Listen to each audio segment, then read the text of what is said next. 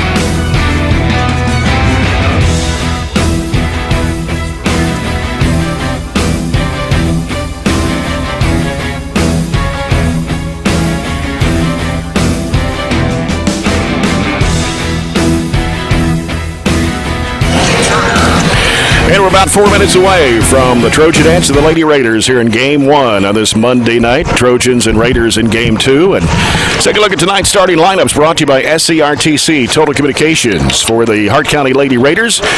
Under fifth-year head coach John Bird. His assistant coaches are David Robbins and Angela Craddock. We'll start Dee Bradley, a 5-foot freshman, averaging 17.2 points a game. Haley Sturgeon, a 5'6 junior, averages 19.2. Kylie Adcock, 5'6 junior, 10.4 points a game. Kenley Christie, a 5'6 sophomore, averages 5.8. And the other starter is Markathia Thompson, a 5'5 senior that averages 1.8 points a game. For the Barren County Trojanettes, under sixth-year head coach Piper Lindsay. Her assistant coaches Scott Chapman, Chad Withrow, and Brent Spillman. They'll start Katie Murphy, a 5'5 freshman, averaging 6.8 points and 4.4 boards. Raven Ennis, a 5'8 junior, averages 12.2 points and 5.4 rebounds a game. Emma Hughes, a 5'6 senior, averages 3.4. Addison London, a 5'8 junior, averages 5.8 points a game. And Abby Varney, 5'4 freshman, averaging 6.8 points a game. Varney coming in to replace the injured Macy Lockhart, who tore ACL in the Elizabethtown game last week. Unfortunately, she's out for the rest of the season. Well, Robert, first time this season we've had a student section. First time this season we've had the cheerleaders in the gymnasium. Yeah, it gives it a different feel. It really does. I know the student section will be sparse, and your players are still getting an allotment of tickets, and cheerleaders are now getting an allotment of tickets, and it adds up pretty quick. We've done the math on it just on some of our trips to figure out how all that works out, and this place is huge, but that's one of the good things about this place being huge is you can get 600. You think about some of these gyms around, they may still be getting 200 because they're so small. If we had to go on the road a few places, the band will be here, I'd say, one of our next home games, so you'll add the band and you'll really start amping up the place to where it definitely feels like a game. The girls and boys need that boost with the cheering and the support you get of a home crowd. That is true. Well, we're about a little less than 2 minutes away. And again, tomorrow night we'll be right back here with Logan County. That's a girl-boy doubleheader. And then Friday night, the Trojans will go to Monroe County. That's a JV varsity boys doubleheader. We'll have the varsity game on the air for you Friday night from Tompkinsville. Then we'll be in Owensboro on Saturday night. 6:30 tip-off time for the Trojanettes and Breckenridge County. That's in the Owensboro Sports Center shootout. That'll be a girls game right before a boys game. I think it's Breckenridge County, McLean County boys game. McLean County girls have some COVID issues, so the Trojanettes have picked up Breckenridge County for Saturday night. You're listening to our broadcast. We're on Nash 1037, WHHT FM, Cave City, Glasgow. Online at Nash1037.com and 104thescore.com. We're on BCHS Live this evening as well. When we come back, we'll have our first quarter of action. Farmers RECC Jackie Browning Memorial opening first half. The officials for tonight's game, Adam Ryder, Mark Curry, and Damian Wheeler. The game officials brought to you by Barren County Sheriff Kent Keene. Back with the first quarter of action after this break. This is Barren County High Basketball presented by Don Franklin Glasgow on Nash 1037.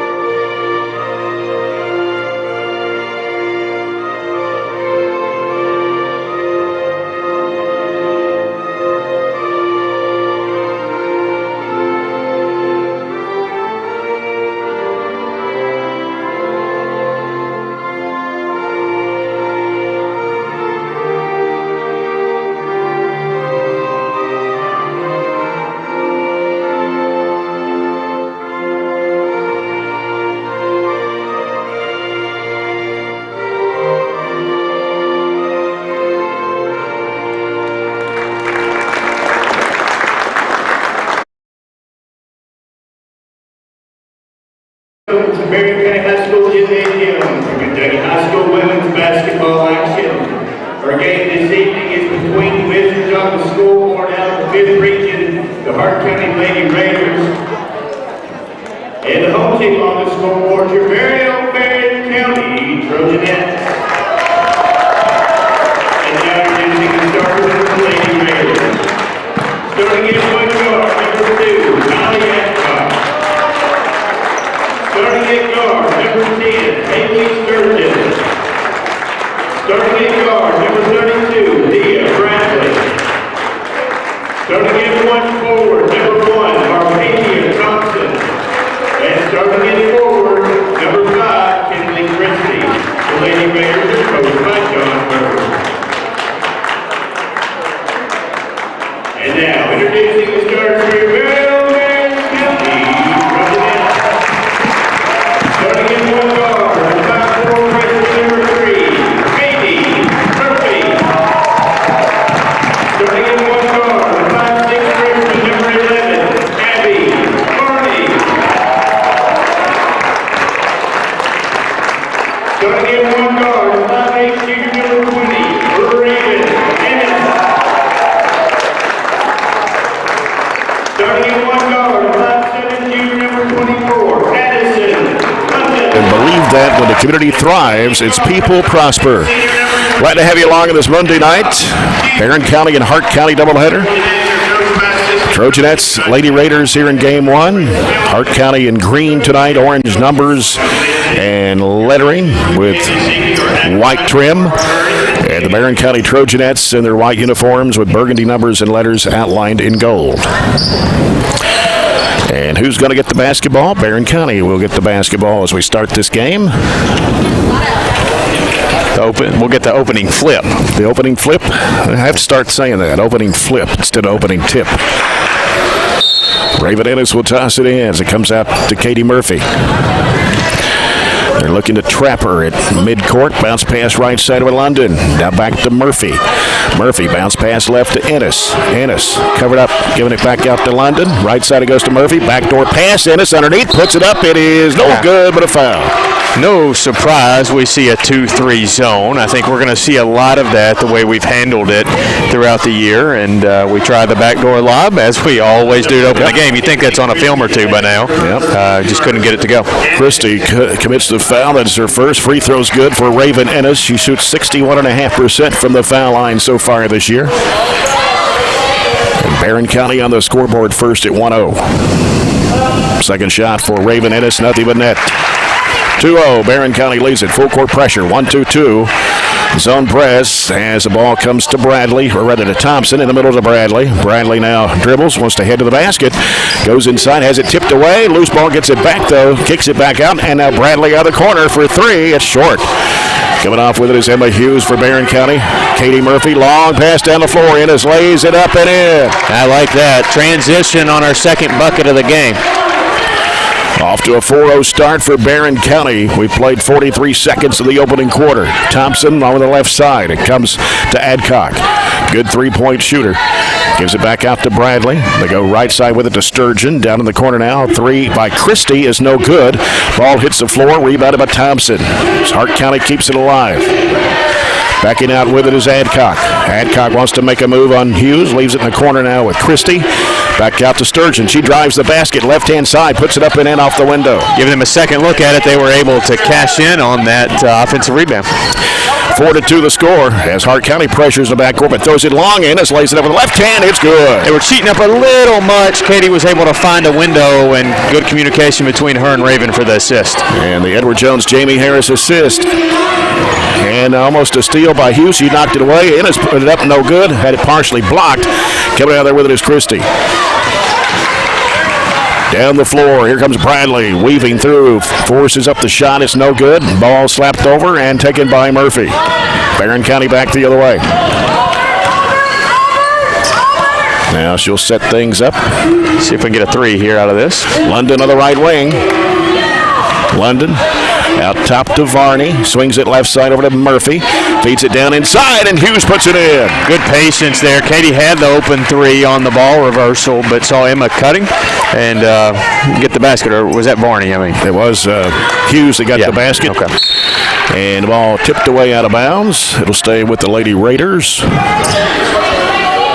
County man-to-man pressure all over the floor. Ball comes into Bradley.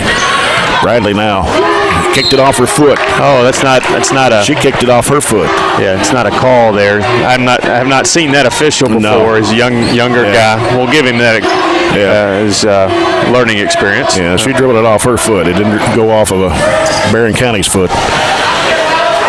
8-2, the Trojanettes lead at 5:42 to play here in the first quarter. Bradley got rid of the basketball. She was in a trap in a corner. Sturgeon gets it across the line.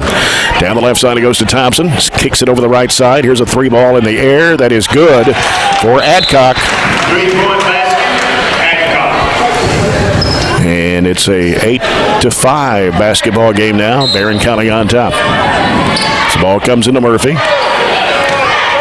Murphy splits the defenders, had it knocked away, but Varney there to get it. Bounces off in the right corner to London. Now London back out. Oh, it's going to come back across the line. And it'll be a backcourt violation against the Trojanettes. Hart County will get it with 5:16 to play here in the first. This feels more like a regular game. Yeah, and there's starting to fill in the crowd. It started out, it was almost less than we had when we were very limited, but now you're starting to fill in. Yeah. Ball comes out, top of the key. Christie over to Adcock. She's going to bring it back out front to set it up. And now looking for Bradley. Tosses it over to Thompson. Right corner, losing the handle, and Hughes diving for the loose ball, but picked up by Christie. Sturgeon, left side, Adcock fakes, drives in the lane, trying to split the defenders. A whistle and a foul. And it's on Abby Varney. That is her first. Barren County's first team foul. Abby Varney, that's her first. Team first. And so Hart County will keep it underneath. As Christie looks to inbounds. Having some trouble. Finally gets it out to Sturgeon, top of the key. Now here's Adcock. Bounce pass right side over to Sturgeon. Sturgeon leaves it out there with Bradley. Bradley goes right side with it to Thompson. Thompson will now get rid of it to Christie, top of the key against Emma Hughes. Bounces in there, went off the back of Ennis's foot, picked up by Hughes, turnover by Hart County. Murphy, and she's going to be called for an extra step. Picked it up with nowhere to go. I think Varney ran off instead of coming to the ball, so turnover. 4:26 to play here in the opening quarter. Barren County with an 8-5 lead over Hart County. Bradley left side over to Sturgeon. Out top now, Adcock swings it right side. There's a three ball in the air that is no good for Christie. Rebound comes off. Murphy wants to run with it. Murphy all the way to the bucket. And it's going to be fouled, and she'll head to the line for two. Katie was actually faster with the ball than the defenders running with her without it, and good job taking it up strong to the rim. Foul is on Thompson, her first. That's Hart County's second of the half. And Katie Murphy at the line for two shots. The first one is good. She's been shooting 57.1% in the first 5 games. Connects on that one, makes it 9-5. Second shot for Murphy on the way, good. 10-5 Trojanettes, 4:08 to play, first quarter. Ball comes into Thompson. Thompson, cross-court pass over to Sturgeon. Breaks to the middle. Now gets rid of it back to Thompson. Right side over to Christie. Christie wants to drive with it, cut off by Hughes. Back at it comes. Thompson's got to go chase it down, almost to midcourt. Now gets rid of it to Bradley. Bradley on the dribble. Bradley, only a freshman. Doesn't play like a freshman. No. Christie covered up by Hughes. Dribbles out, still covered up, gonna have to get rid of it. Finally does to Adcock. And now Adcock on the dribble, top of the key, wants to drive with it. Leaves it in the corner with Thompson. Thompson wants to head in there against London. Lost the handle and got rid of the basketball. Now Bradley trying to work with Murphy. Over the left side, Sturgeon. Back out to Adcock. Fakes the three. Drives in. Goes right down the lane. Puts it up. Missed it. And the ball gets loose on the floor. Picked up by Hart County. Sturgeon back over to Christie. In the corner to Adcock. Adcock will circle out with it against Raven Ennis. Bounce pass over to Bradley. Now Bradley looking against Murphy. Takes her one-on-one. Now throws it back behind her. And around to the right wing, Thompson. Thompson wants to drive in the lane. Taken away from her by Varney. Varney driving to the bucket. Puts it up, missed it, but gets fouled. Good job using the left hand. Body protects the basketball. Foul is on Sturgeon. That is her first and the team's third. And Varney will be at the line for 2 shots. First one by the freshman on the way. It is no good off the front of the rim. Free throw shooting is an area that we have done well at. The other nights we haven't done, so we need to be more consistent. More nights like E-Town games than some of the others. She had hit 12 of 14 free throws before that one. Second shot on the way, good. 11-5, Barren County. Got Addison Smith in the ballgame, a 5'2 sophomore. And here comes Bradley driving up against Hughes, puts it up and in off the window. Bradley gets her first 2, and it's 11-7. Looking at the press, Murphy, long pass. Smith can't handle it, can't get to it, goes out of bounds. She tried to dribble it instead of catch it. That's just a little bit more difficult. And so Hart County will have the basketball. They got a new player in the game, Whitney Jetta, 5'7 senior. Bradley gets bumped by Addison Smith. Addison earned probably some more minutes the way she played in the game against Allen County. Her defense was really good in our stretch in the fourth quarter. Yeah. 2:15 left in the first here. It's 11-7. Barren County with a 4-point lead. As they work it around out top, over goes to August Neal, who's in the game, a 5'10 sophomore. Coach Bird only has, 9 players dressed? That's right. Just under 2 minutes to play. Adcock working to the right side. And leaves it over there with Neal. And the ball on the sideline is smacked by Murphy out of bounds. It'll stay with Hart County. You can tell their 3, Adcock, Sturgeon, and Bradley, are really comfortable with the ball, but nobody else really is. So our key is to get it out of their hands and not let it get it back. Over the right side, they give it to Adcock. Gets a screen. Now circles out to the top of the key. Gets rid of the basketball over to Sturgeon. Got Varney guarding her. Now Sturgeon looking. Diagonal pass in the right corner to Jetta. And now they go down low. And here's a shot going up. It's an air ball. Taken down by Katie Murphy. Long pass down the floor. Hughes fakes, drives, kicks it back out to Murphy. Over goes to Ennis. She'll fire it up for 3. Swish. Good job learning not to force things and work it back around for a better shot. There's a pass up court. It's Adcock, and it's going to be stolen away by Smith. Down on the floor, got rid of it. Nice hustle by Addison Smith. Here comes Varney, top of the key. Over to Ennis. Ennis wants to drive. Baseline fall away, no. Off-balance shot there and probably rushed it. Yes. And here comes Hart County as Bradley driving in, throws it up, partially blocked. Ooh, late whistle, going to call it on Katie Murphy. Just a little bit of the hand there. Number 3, Katie Murphy. That's her first team third. Bradley. Third team foul of the Trojanettes. That sends Bradley to the free throw line. She'll have 2 shots. First one is up, and it is good. All over the rim, but it goes down. In the ball game for Coach Piper Lindsay now is Katie Gerald's a 5'7" 8th grader, along with Katie Elmore, 5'6" 8th grader. Going to give Katie a little bit of a break. She's played really hard for 7 minutes. You know, you can't play all 32, so we're just going to let this last minute be her breather and get her back out there. She has done a really good job guarding Bradley, who will now take a seat at the same time. So that kind of evens out for the Trojanettes. And Ennis gets the ball in play to Gerald. She'll give it back to Ennis. Ennis picks up her dribble early. Pass is deflected, caught by Gerald. Going to have to get it across the line. She dribbles, gives it back to Ennis.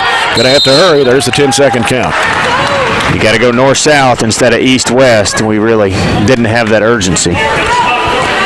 So Hart County with the basketball. The Trojanettes leading 14-9 with 42 seconds to play here in the opening quarter. Sturgeon with the basketball. Working off to the left side. In the corner, they fire a 3, and it's in there. That was Emma Smith, who just checked in the game. She only averages 2.8 points a game. Just 2 threes all year. Yep. Driving into a crowd. Varney had it swiped away, goes off her and out of bounds. And the lead is now cut to 14-12.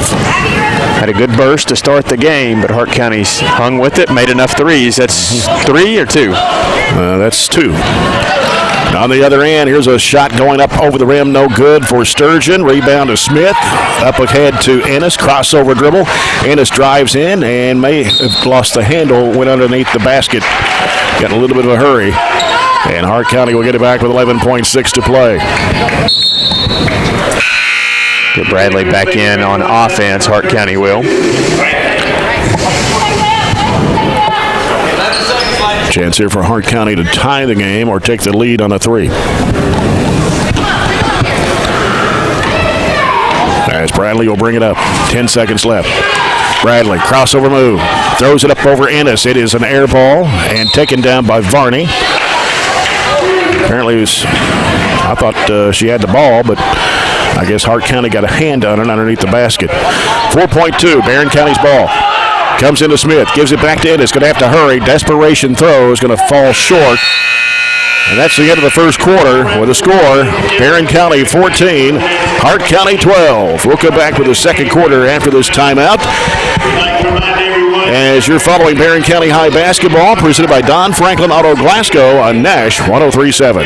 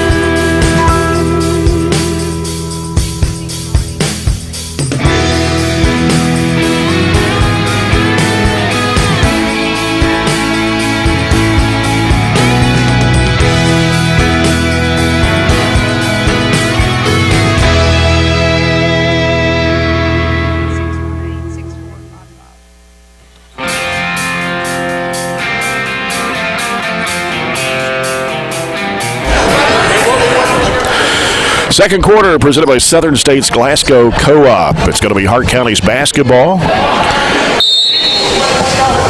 As Chetta will get the ball in play to Bradley. Bradley working off the screen left, leaves it off in the corner. Sturgeon circles out with it. Throws it across over to Adcock. Adcock back out front to Sturgeon.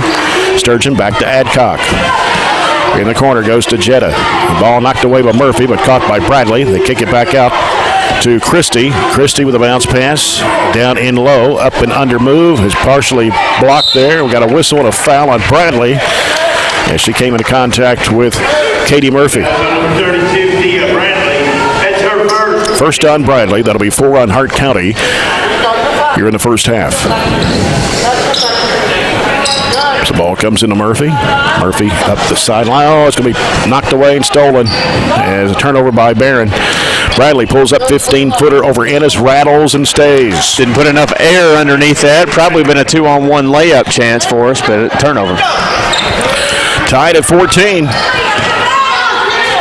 And Varney with the basketball for the Trojanettes. Looking for help. Feeds it in the middle there to Ennis. Ennis turns and shoots from the free throw line. No, too strong. Rebound taken off by Christie for Hart County. Gives it to Bradley. Played a little over a minute in the second quarter. And Sturgeon mishandled the pass. Had to go chase it down. It's loose on the floor. Now Varney trying to fight for it with Bradley. And the jump ball possession arrow goes to Barren County. Hart County has scored 7 straight in the last 2 minutes. It was 14-7 lead for the Trojanettes. We had that all the way up to a minute to go in the first quarter, and now a minute gone in the second quarter. It's a tie game. Katie Murphy with the basketball on the left-hand side. Bounces in the middle there to Ennis. Ennis turns and knocked down, but got it back. Gives it to London. Right side corner, Hughes feeds it to Ennis. Fakes one way, trying to go the other. Goes up with a shot, and she's fouled.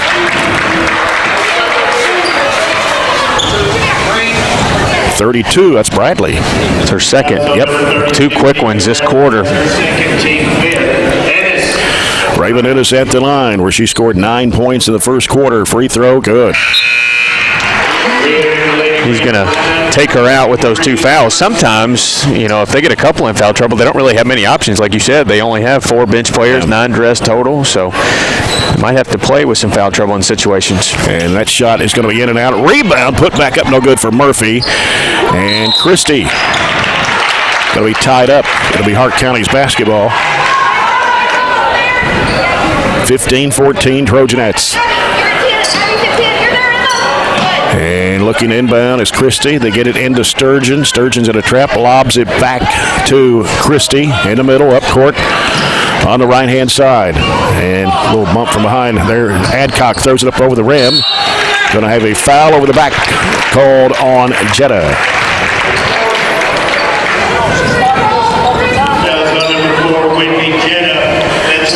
First foul on Jetta, the 6th on Hart County here in the first half. Ball comes into London, gets rid of it to Murphy. Murphy working it across the timeline on the left-hand side. Diagonal pass in the corner to London.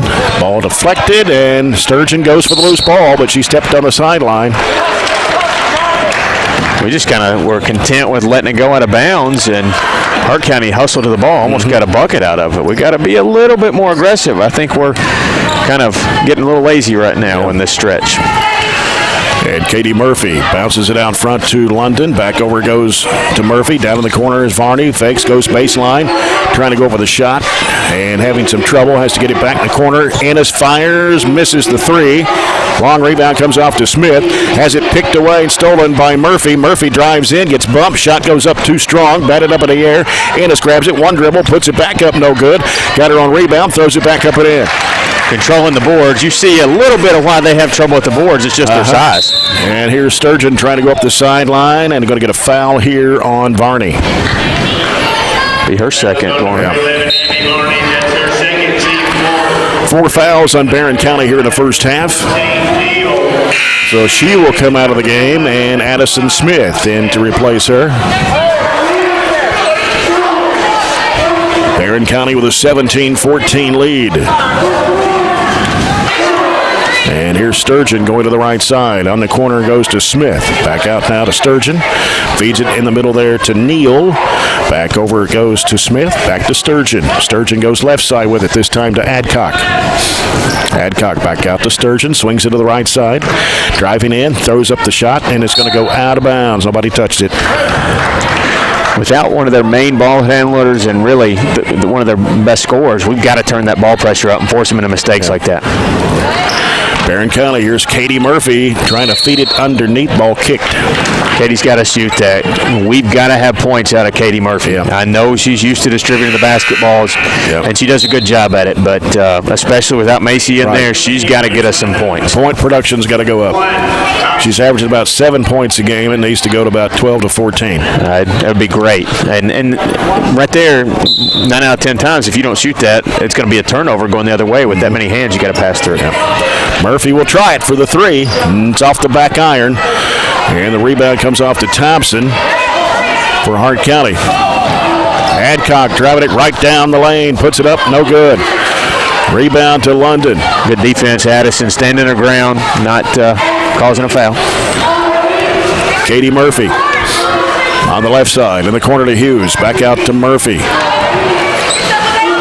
Now gets rid of it over to Addison Smith. Now throws it in the corner to London. She's going to fire it up for 3. It rimmed out. Ball tapped away. Loose ball picked up by Sturgeon. Hart County on the run. Sturgeon driving to the bucket. Puts it up and in. It's her second field goal. 17-16 Trojanettes. Raven Ennis driving. Dumps it off to London. Throws it back out to Murphy. Drives to the lane. Goes under with a shot. Had it blocked out of bounds.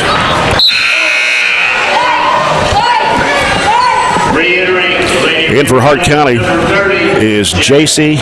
Jetta. They've got Whitney Jetta and J.C. Jetta. And Murphy will toss it in. Comes out in the corner. London will pull the trigger for 3. No good. Murphy trying to get the rebound. Got it and kicks it over to Smith. Out to Ennis. Ennis driving in. Fall away. Off balance shot. No good. Rebound comes off to Sturgeon for Hart County. Struggling to score. Staying on that 17 number, aren't we? Hart County's 3 out of the corner is no good by J.C. Jetta. Here come the Trojanettes. It's Ennis taking it down, trying to go up with a shot, and they're going to say it's off her and out of bounds.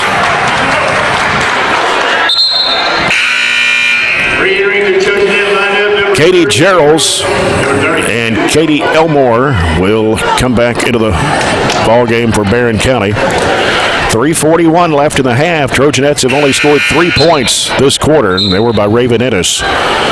Which Hart County has only scored 2 buckets.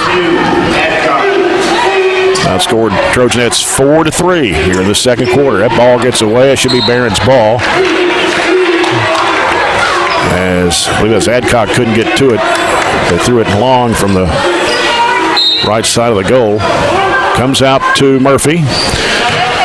Bounce pass, right side, over to Elmore. That ball's going to go out of bounds. Not an angle. Yeah. 2 minutes without a bucket. I know 2 minutes doesn't sound very much, but what's happened to us, both on the boys and girls side, is that adds up really, really quickly. We just cannot go on those long stretches and win ball games. Bad pass. Murphy's got it. Gives it back to Hughes, back to Murphy for the 3-ball. It is good. Since we said that, I guess Katie's listening. She shot 3 times. Yeah. Been looking to score and knock down that 3. People's Bank 3. The People's Bank in Glasgow working for you. 20-16. Barron leads it by 4. Bradley's back on the court now. Adcock dribbles it to the corner, throws it back to Bradley. Bradley's playing with those 2 fouls for the Lady Raiders. Working around the screen to the right, cuts back left. Out top, here's a straightaway 3. Rims no good. Rebound tapped to Elmore.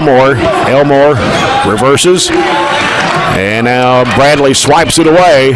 Bradley and will drive against Elmore, and she fouls her. Quick hands by Bradley, getting that steal. Didn't give her an easy layup though. Good job at least getting back on the play.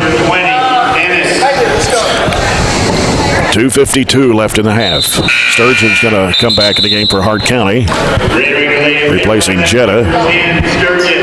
And it will be August Neal to toss the ball in for Hart County. Throws it in there to Sturgeon, puts it up, she's fouled. Foul on Emma Hughes. Her first, team 6th. Sturgeon at the line. She's a 77% foul shooter. The shot goes up and in. Leading scorer for Hart County this season, averaging just over 19 points a game. She's got 5 in this one. And the second one rattles and stays for Sturgeon. 20-17. Murphy works it up court around her defender. Throws it across over to Ennis in the middle. Hughes underneath to London, and she puts it in. Now that looked like good basketball right there. Hughes with the Edward Jones Jamie Harris assist. Let Jamie Harris of Edward Jones assist you today with your financial planning. Barren County is out to a 22-18 lead. Could have been over and back right there. I don't think they called it. Shot goes up way off the mark. Didn't even draw iron. And here comes Ennis with it for the Trojanettes. 2:20 left in the half, leading 22-18. Needs somewhere to go. Bounce pass over to Murphy underneath to London, and she puts it in. Nice diagonal pass. Good look. Defense crept up there, and Hart County's going to get a timeout. We've gone on a nice little run, putting some buckets together since we were struggling there a little stretch. Do a Coca-Cola scoreboard. We talked about that Taylor County-Grayson County girls game that was scheduled. Actually, they played earlier today. And you said Grayson County won 54-50, is that right? Yes, that's correct. And then we had a freshman JV game today, boys, and here at Barren County, I think, or maybe it might have been in Metcalf. But anyway, the freshman boys lost to Metcalf 37-27, and the Barren County JV beat Metcalf 53-21.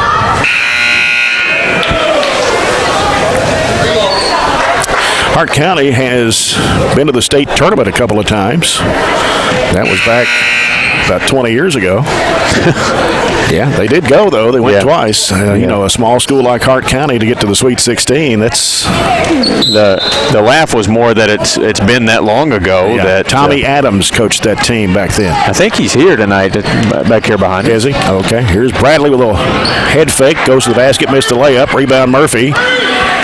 Katie Murphy. Diagonal pass, left side. London for 3. Bingo!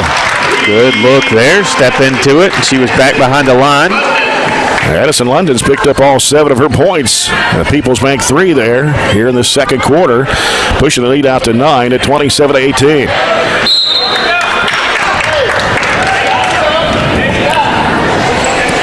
Trojanettes with the defensive pressure. They had to throw the ball off the leg of London. And now they get the ball into Bradley. And the ball a little too wide, goes out of bounds, intended for Christie. So the Trojanettes with their largest lead of the ball game here. Led 14-7 at one time. That was a 7-point lead. Lead's now 9. Minute and a half to go. Bounce pass comes to London. In the middle.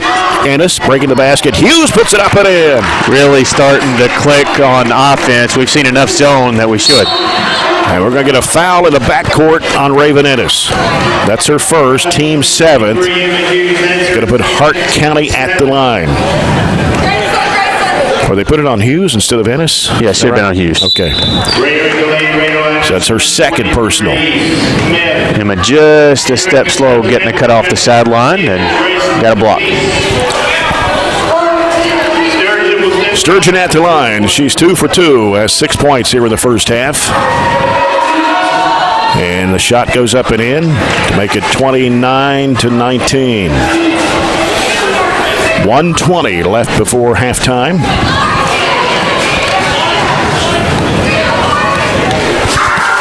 Sturgeon fires, misses. Rebound to Ennis for the Trojanettes. Gives to Murphy.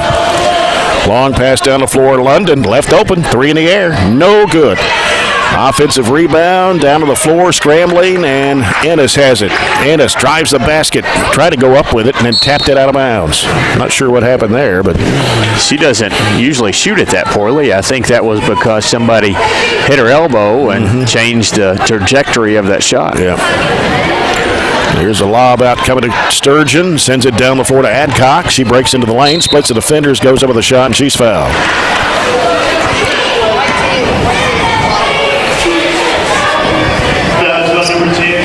Graceland DeWeese, who just checked in the ball game, a 5'10 junior, commits her first. That's team foul number 8 on Barren County, and the free throw is good for Adcock. Knocked down a 3 back in the first quarter. 29-20. And she hits both. Hart County is 7 of 8 from the foul line here in the first half. 29-21. They lob it back over to Murphy. In the middle, Ennis. Ennis dribbles, goes in for the basket, but tripped it off underneath the Gerald's, and she's fouled going up. I think that was actually a shot, but it got partially blocked. So we're going to get Katie Gerald's, an 8th grader, to the free throw line. Foul was on Hart County's Christie, her second, team 7th. Free throw too strong for Gerald's. She'll have one more.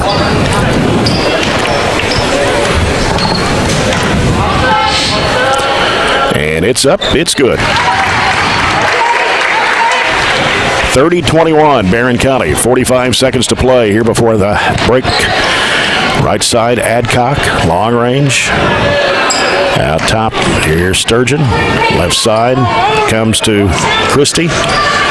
33 seconds left.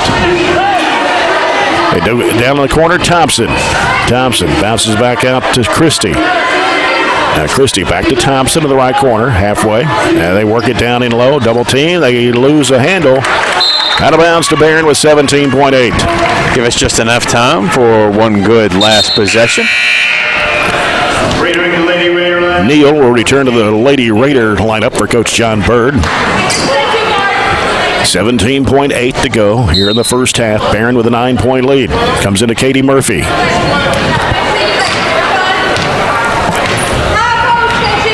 Down to 10 in the corner. Ennis back to Murphy.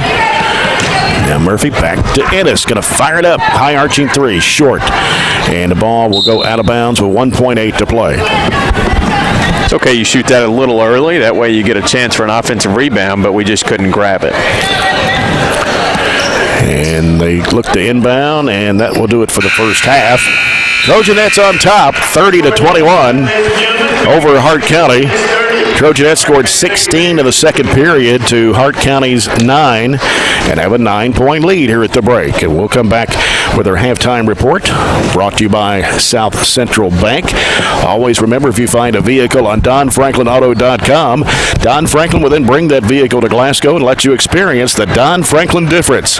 This is Barren County High basketball, presented by Don Franklin Auto Glasgow on Nash 103.7.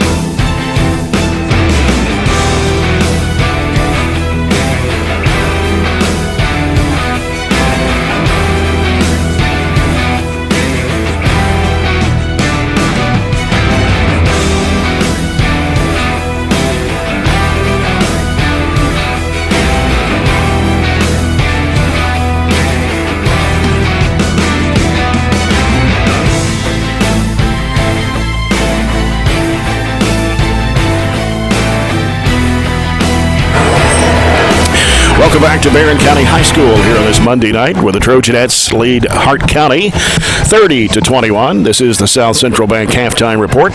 South Central Bank, small enough to know you, big enough to help. For Hart County in the first half, they had 6 field goals. 2 of those were three-pointers, and there were 7 of 8 from the charity stripe. Leading the way in scoring for Coach John Bird is Haley Sturgeon. She has 7 points, a couple of field goals, 3 of 4 from the foul line. Dee Bradley with 6 points in the first half, a couple of field goals, and 2 for 2 from the foul line. She picked up 2 fouls there in the first half. Kylie Adcock with 5, a 3-point basket, 2 for 2 from the foul line, and Emma Smith hit a 3-point shot in the first quarter. For the Barren County Trojanettes, 10 field goals made. 3 of those were 3-point shots, 7 of 10 foul shots. And it's Raven Ennis with 12 points in the first half, had 4 baskets, 1 of those a 3-point shot.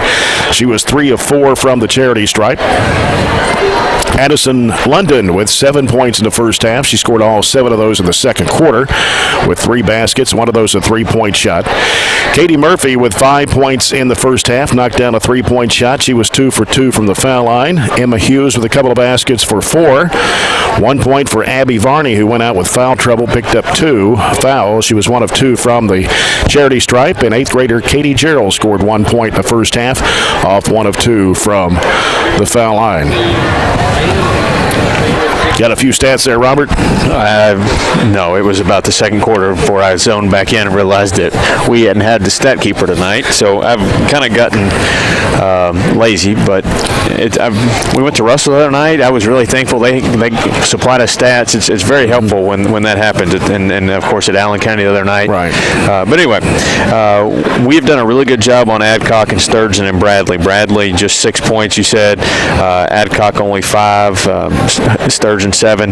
They account for 77% of Hart County's offense, and they have combined for 13, 18 of their 21 tonight. So you limit their shots and their ability, even though they've got 18 of their 21.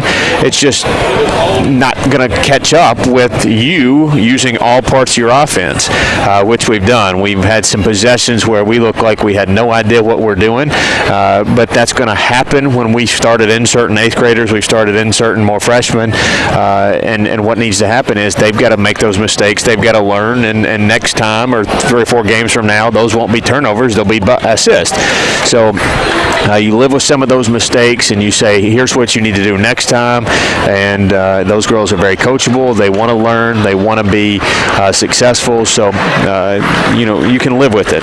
But ultimately, towards the end of that second half, we really started figuring out that zone, got a lot of easy buckets, and that's what we were able to do. It was a 14-14 game, and I think it was a 17-20 game, and so we stretched that out to a 9-point lead. Yeah, led 29-18 at one time. That was the largest lead of the game, and as you mentioned, they came back tied it at 14. Then we went on a 15-4 run the rest of the way, finishing up with a 9-point lead here at the break. Check out the 104 The Score's James Brown for game stories, photos, and more from Trojan at Trojanet basketball. Log on to 104thescore.com or the 104 The Score Facebook page, and also tune to 104.7 The Score every Monday at 4 o'clock for the Brown Sports Bag as James Brown and John Butler discuss high school and college sports. Well, it is 30-21 here at the break, and we'll remind you again about what's going to be going on the rest of the week. Trojanettes and Trojans here tomorrow night against Logan County, and then Friday night the Trojans will be at Monroe County. Trojanettes will not play at Monroe County on Friday night. It won't count as a district game anyway, but the Trojanettes will play Breckenridge County on Saturday night as part of the Owensboro Sports Center shootout, and that game will be at 6:30. We'll have that broadcast on Saturday from Owensboro Sports Center. What happened was Breckenridge County was supposed to have played McLean County, and McLean County's girls team have some COVID issues because the second game was going to be Breckenridge County, McLean County boys. So anyway, we canceled the Monroe game and going to Owensboro on Saturday to play Breckenridge County. So 4 nights of basketball this week. We're used to 3, but we'll make it another night, I guess, from on the road at Owensboro on Saturday. Well, we'll get set for the second half here in just a moment as we get ready for the Farmers RACC Jackie Browning Memorial Opening second half. Before we do that, the Zaxby second half keys to the game. Look to shoot the basketball when we have some open shots and try not to force things and just see what happens. Continue to play good defense on the trio that makes them go in Hart County. Barren County High Basketball presented by Don Franklin Auto Glasgow on Nash 103.7.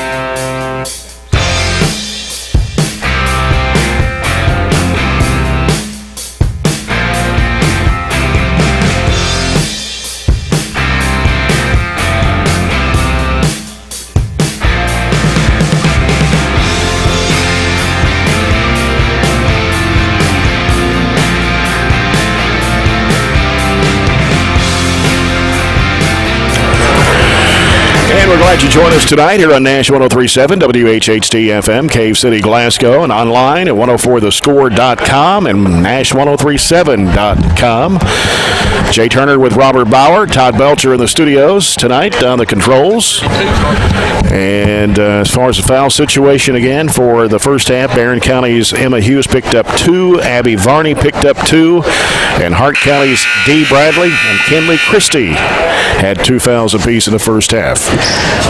A little bit of foul trouble kept them from, I think, playing at full force. So I don't think they'll set any of their trio, even if they pick up a third foul, just to see if they can get up from a 9-point deficit. Yeah. Barren County's basketball to start the third. This third quarter brought to you by Southern States Glasgow Co-op. Varney with it on the right side. Bounce pass kicked out of bounds. Went off somebody's foot. So the Trojanettes 9 seconds into the second half as Raven Ennis will throw it out to Murphy. Back to Ennis, long range right. In the middle, London throws it behind her, back to Murphy. Can't penetrate, out to Ennis. 3 in the air, no. Tapped up in the air, tapped around, tapped out to London. Gets rid of it, back out to Murphy. Back to London on the left side. Back out top, it comes to Varney. Varney wants to penetrate. Going down the lane, weaves through traffic, whistle and a foul.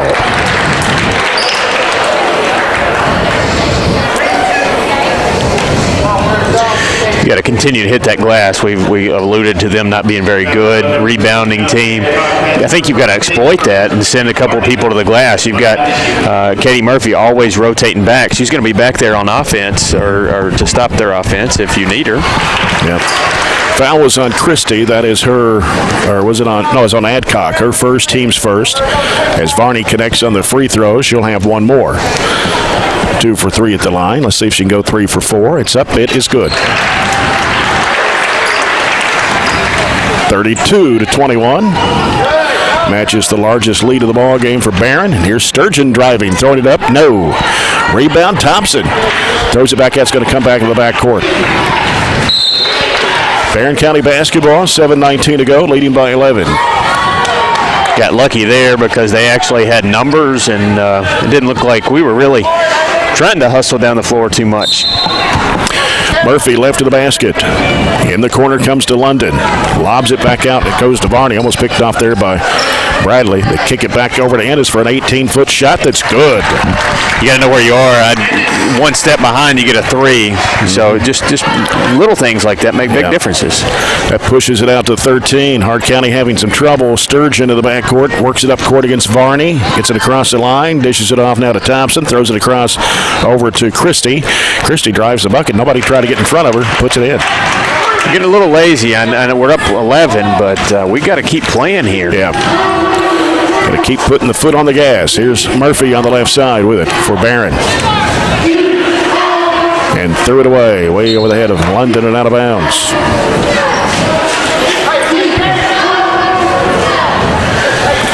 (34-23). We played almost a minute and a half of the third quarter. Bradley handling the basketball for Hart.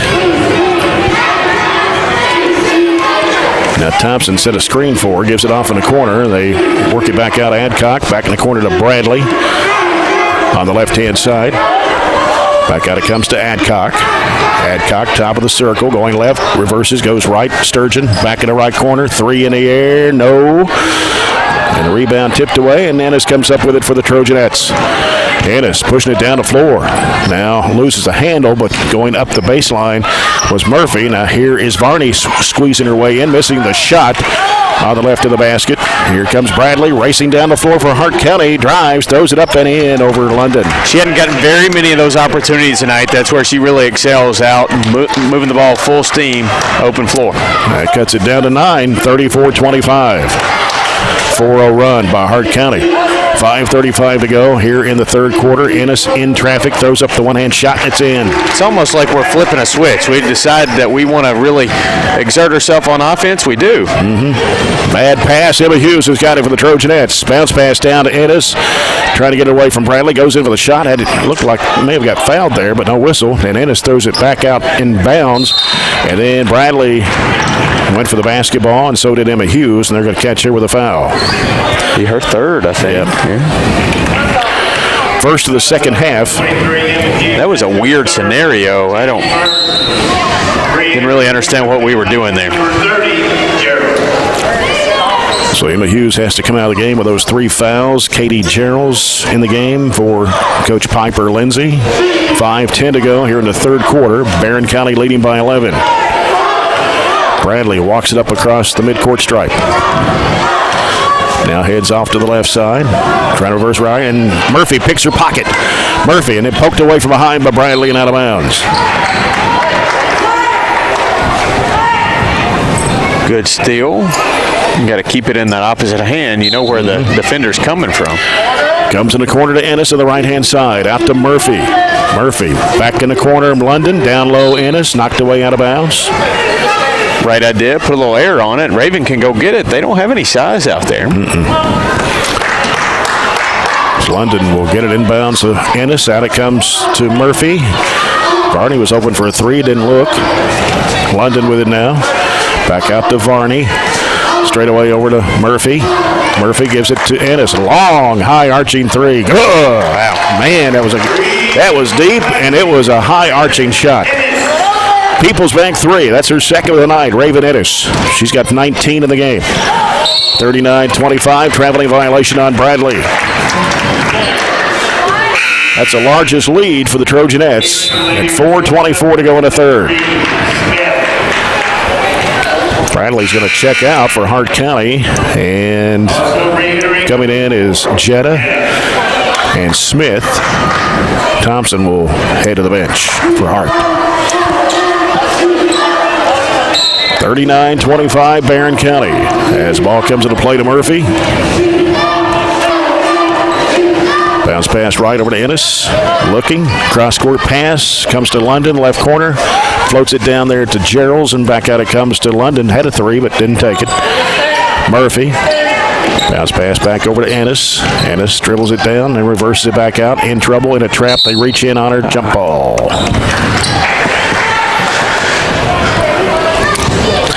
Possession of Hart County. Addison Smith will come in to give Katie Murphy a break at 4:02 to play here in the third. The Trojanettes leading by 14. And there's a pass. That's saved in bounds. Well, I thought it was going to go out there at midcourt. And working with it, driving. Adcock throws it up, no good. Rebounding there by Ennis. Ennis looking down the floor. She's going to dribble it down. Had it poked away from behind, but there's Gerald's. Puts it up and in. Just turned and flipped it up there. We actually had the floor spaced really well for a 3-on-2 break, and that worked to our favor. So Katie Gerald's, the 8th grader, scored 3 points, and this one is 41-25. Barren County by 16. 3.5 minutes to play. Adcock a 3. In and out. Offensive rebound. Put back up and in by Jetta. 41-27. Barren County. 3:16 to play in the third. Addison Smith with the basketball for the Trojanettes. Sends it over to London on the left side. Down the corner, Ennis. Back out to London. Back to Ennis. She's going to launch it. 3 in the air. No good this time. Long rebound on the other side comes to Adcock. Long pass down the floor underneath. Here's a layup that's no good. Rebound to Ennis. Ennis down the middle of the floor. Ennis driving all the way to the bucket, over the rim and in. The defender was literally underneath the rim, so there was no danger of her charging. 21 for Raven Ennis. And it's 43-27 now. So Trojanettes starting to pull away. And there's a shot going up, no good, but a foul on London. Her first, team second. Going to put Adcock at the free throw line. She's 2 for 2. Adcock is in line to shoot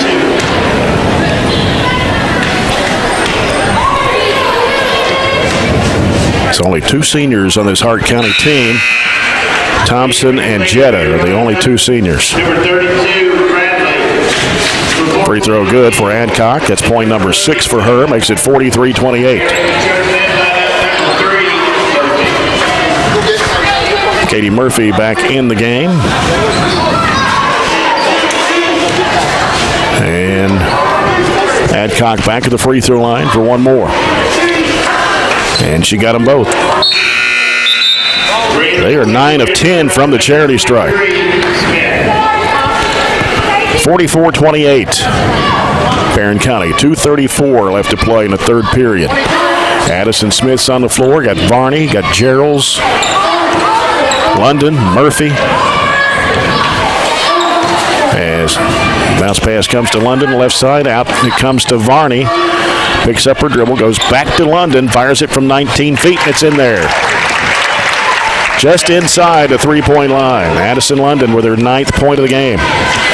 Bradley working around Smith, weaves back to the left. Now they drive it down in the lane. Shot is blocked in there by Varney, and she's going to be fouled. 46-28.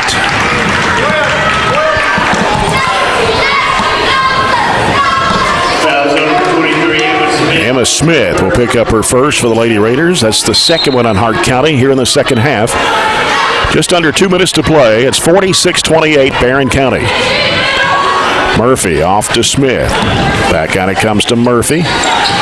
Now a long bounce pass right over to Varney. Halfway to the corner, right-hand side. Lobs it in there in the lane to London. Kicks it back out to Murphy. Back to Varney. She'll fire a three. It's no good. Ball slapped London to Gerald's. Back to London. Back out to Smith. Gives it to Murphy. Murphy finds underneath. That's London putting it up and in. Good job by Katie coming to get that. Bradley was trying to shoot the passing lane for the steal. She came, got it, and delivered a nice assist to Addison underneath. And we got a traveling violation on Hart County. Gives it right back to the Trojanettes. 47-29, I think is the corrected score now. They had it 46-28.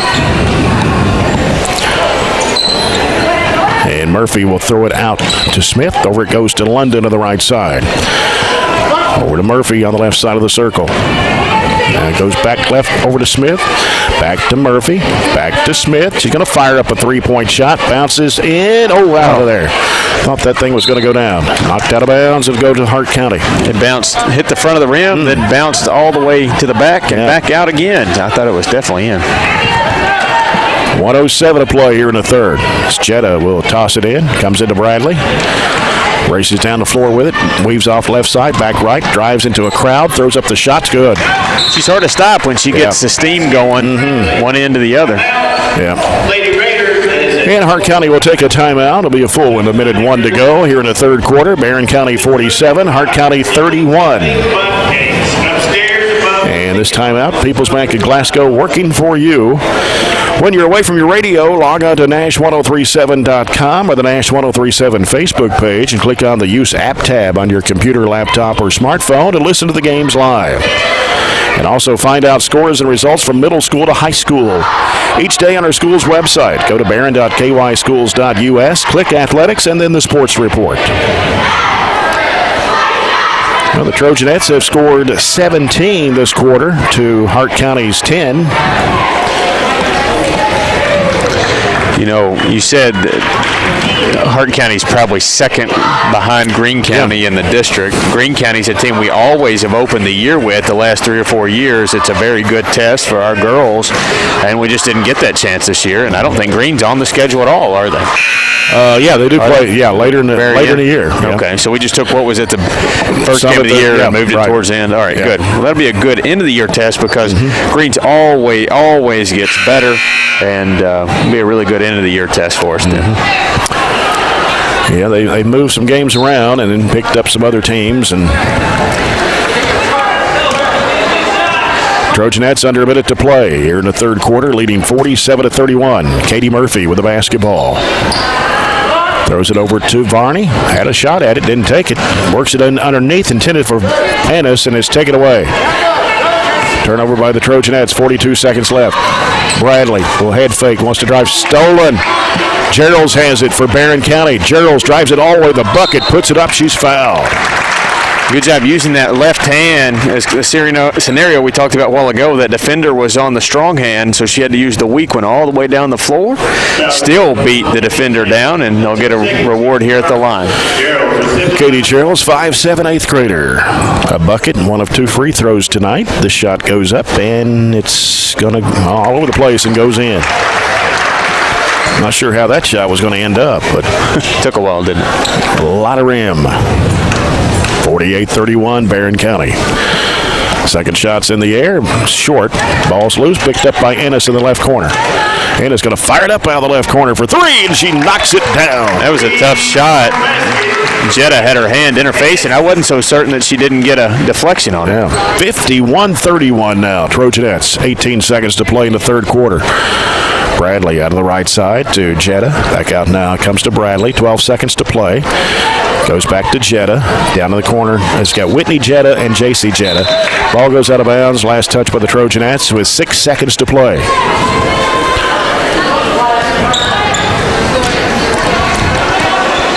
And Jetta gets it underneath to Bradley. She puts it up and in. No idea how she fed that through there. Yeah. We were a little late to the ball. Desperation shot by London. Hits the back of the rim. That was behind the half-court line. Almost her second. Yeah. 51-33, Trojanettes. After 3 periods of play, we'll come back with the fourth and final quarter after this break. This is Barren County High Basketball, presented by Don Franklin Auto Glasgow on Nash 103.7.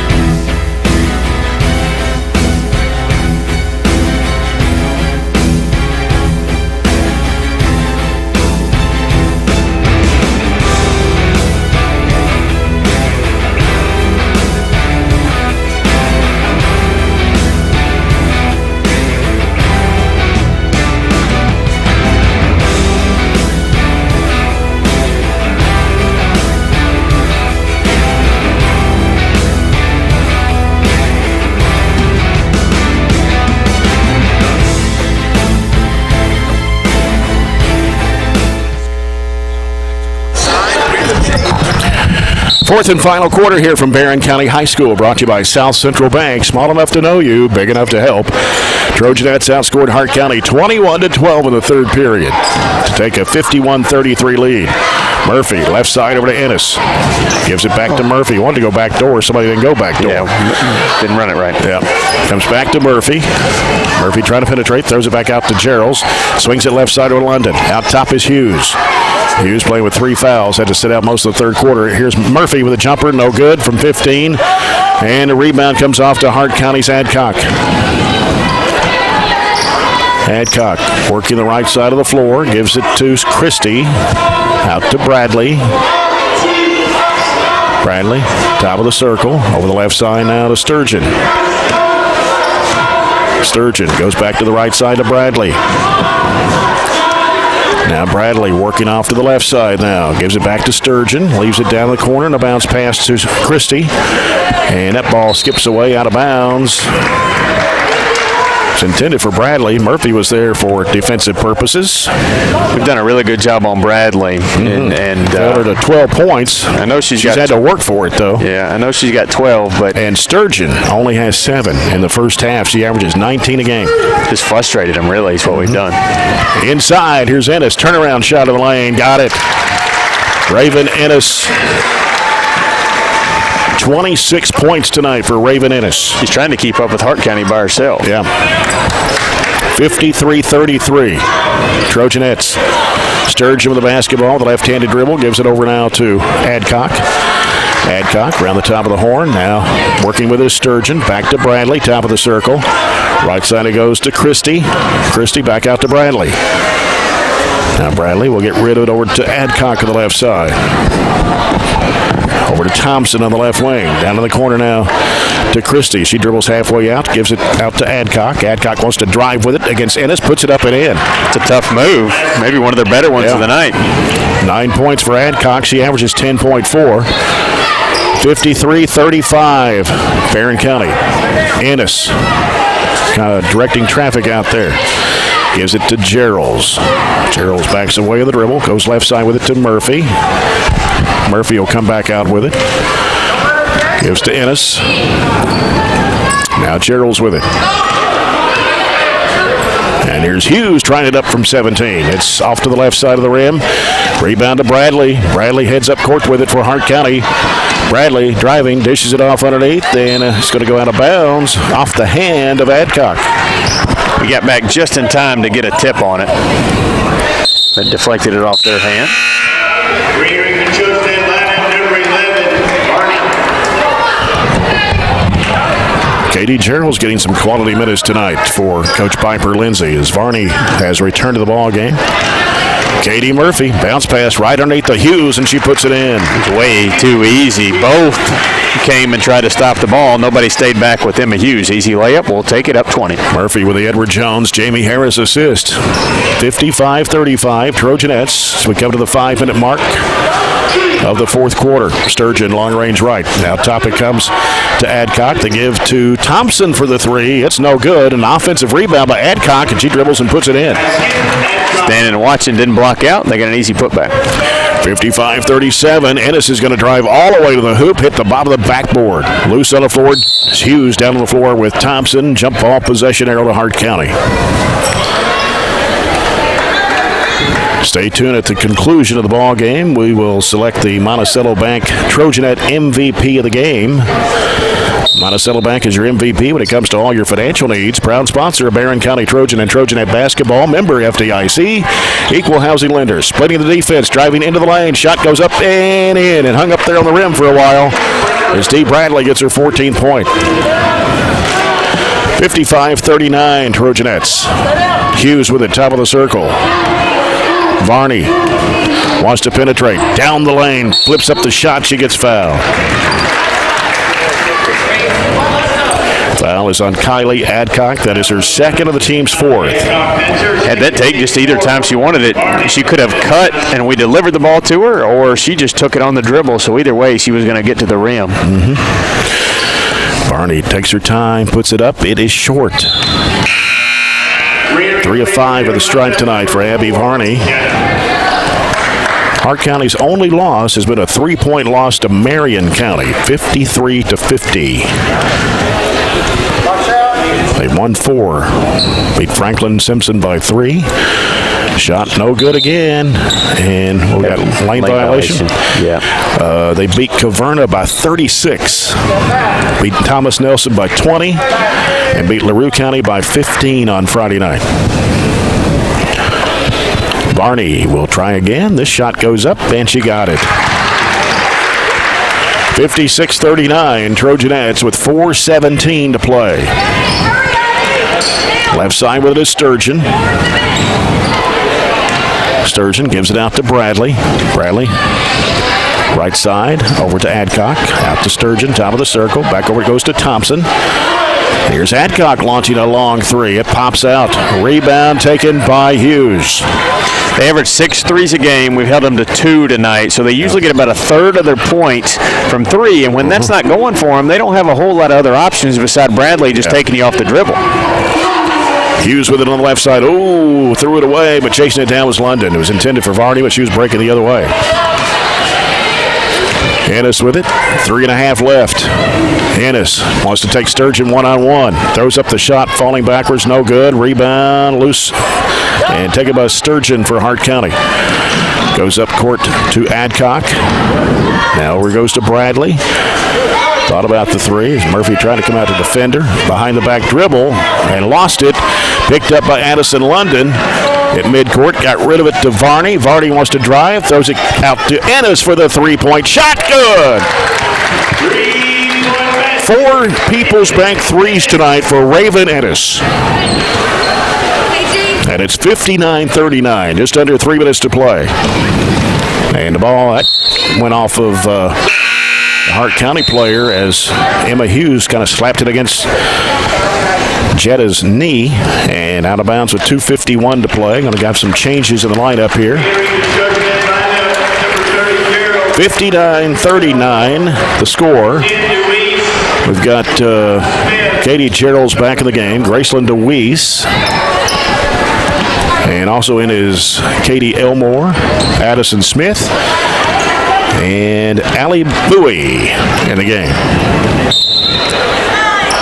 We're going to have a traveling violation charge to Elmore. A little too deep, and maybe should have either retreat dribble or kicked it out for the 3 there. I'm not sure who was out there. Sturgeon with the basketball. Goes left side with it to Smith. They work it down low to Neal. Back out to Smith. Gives it to Sturgeon. Swings it right side to Adcock. They work it back around the perimeter. Here's Neal. Throws it back out to Sturgeon. Sturgeon back over on the right side corner to Adcock. She wants to drive. Gets around Elmore, and I believe the foul will be on, no, it's on Gerald's. Her first, team's third. Foul on Gerald's coming to help there. Crossover dribble. She beat Elmore to the rim, but Gerald's recognized it a little too late to have sufficient help. Adcock puts it up and in. She's 5 out of 5 tonight. They have gotten to the rim or to the line and been successful, haven't they? Mm-hmm.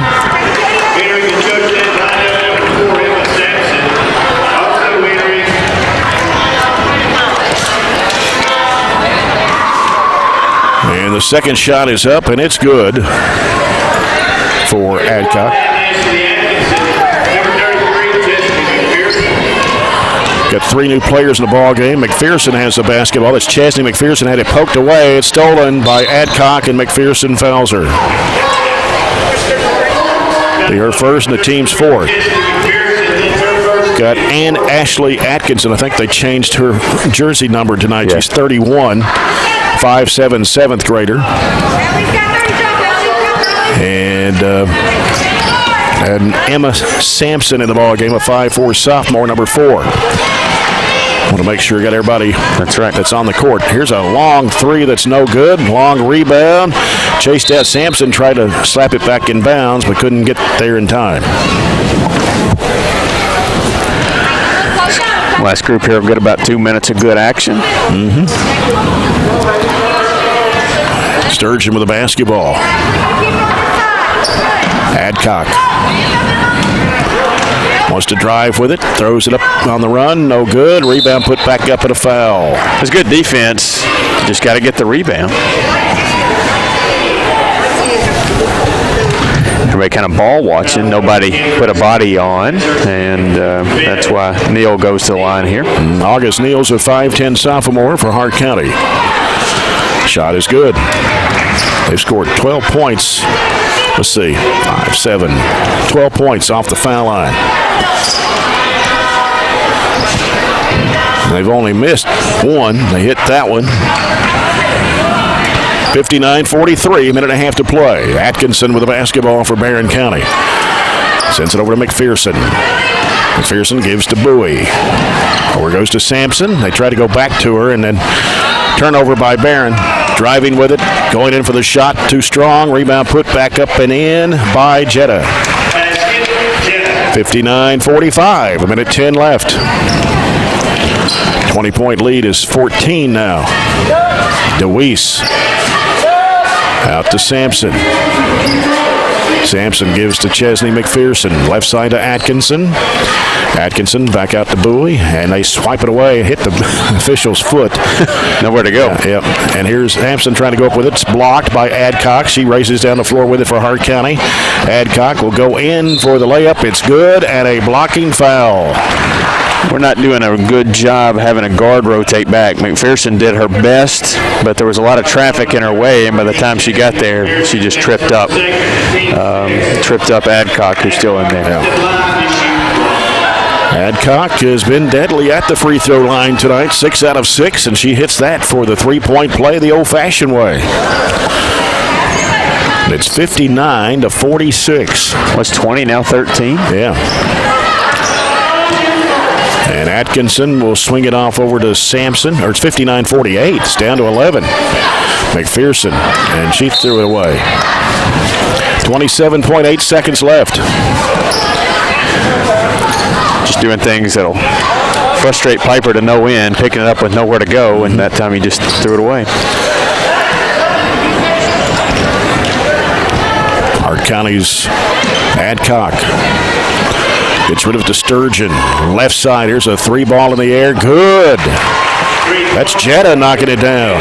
single-digit game. Yeah, 59-51 with 6 seconds to go as the ball comes into DeWeese. And she loses the handle, knocked away. There's a three-point shot. No good at the buzzer. That will do it. But Trojanettes hang on to win by 8 after leading by 20. 59-51, the final score tonight, as the Trojanettes go to 5-1 on the season. Hart County falls to 4-2. Coach Piper Lindsay with McDonald's coach's comments. Coach had a 20-point lead there, but I got to think the defense really played good tonight, because you hold Sturgeon to just 7 first-half points, only 2 field goals, and you hold Bradley to just 14. So, I mean, that's what I told them at the very beginning. We had to stop 32. We had to stop 10. If we could stop them, of course, they average, 19 and 14 or 17, I think. Yeah. So I told them, if we could hold them under that, we would be really successful. But I thought Katie Murphy did an excellent job on 32. And of course, we switched off. We had Abby on 10 a little bit, Emma Hughes Gardner a little bit. But, I thought we did an excellent job on those kids.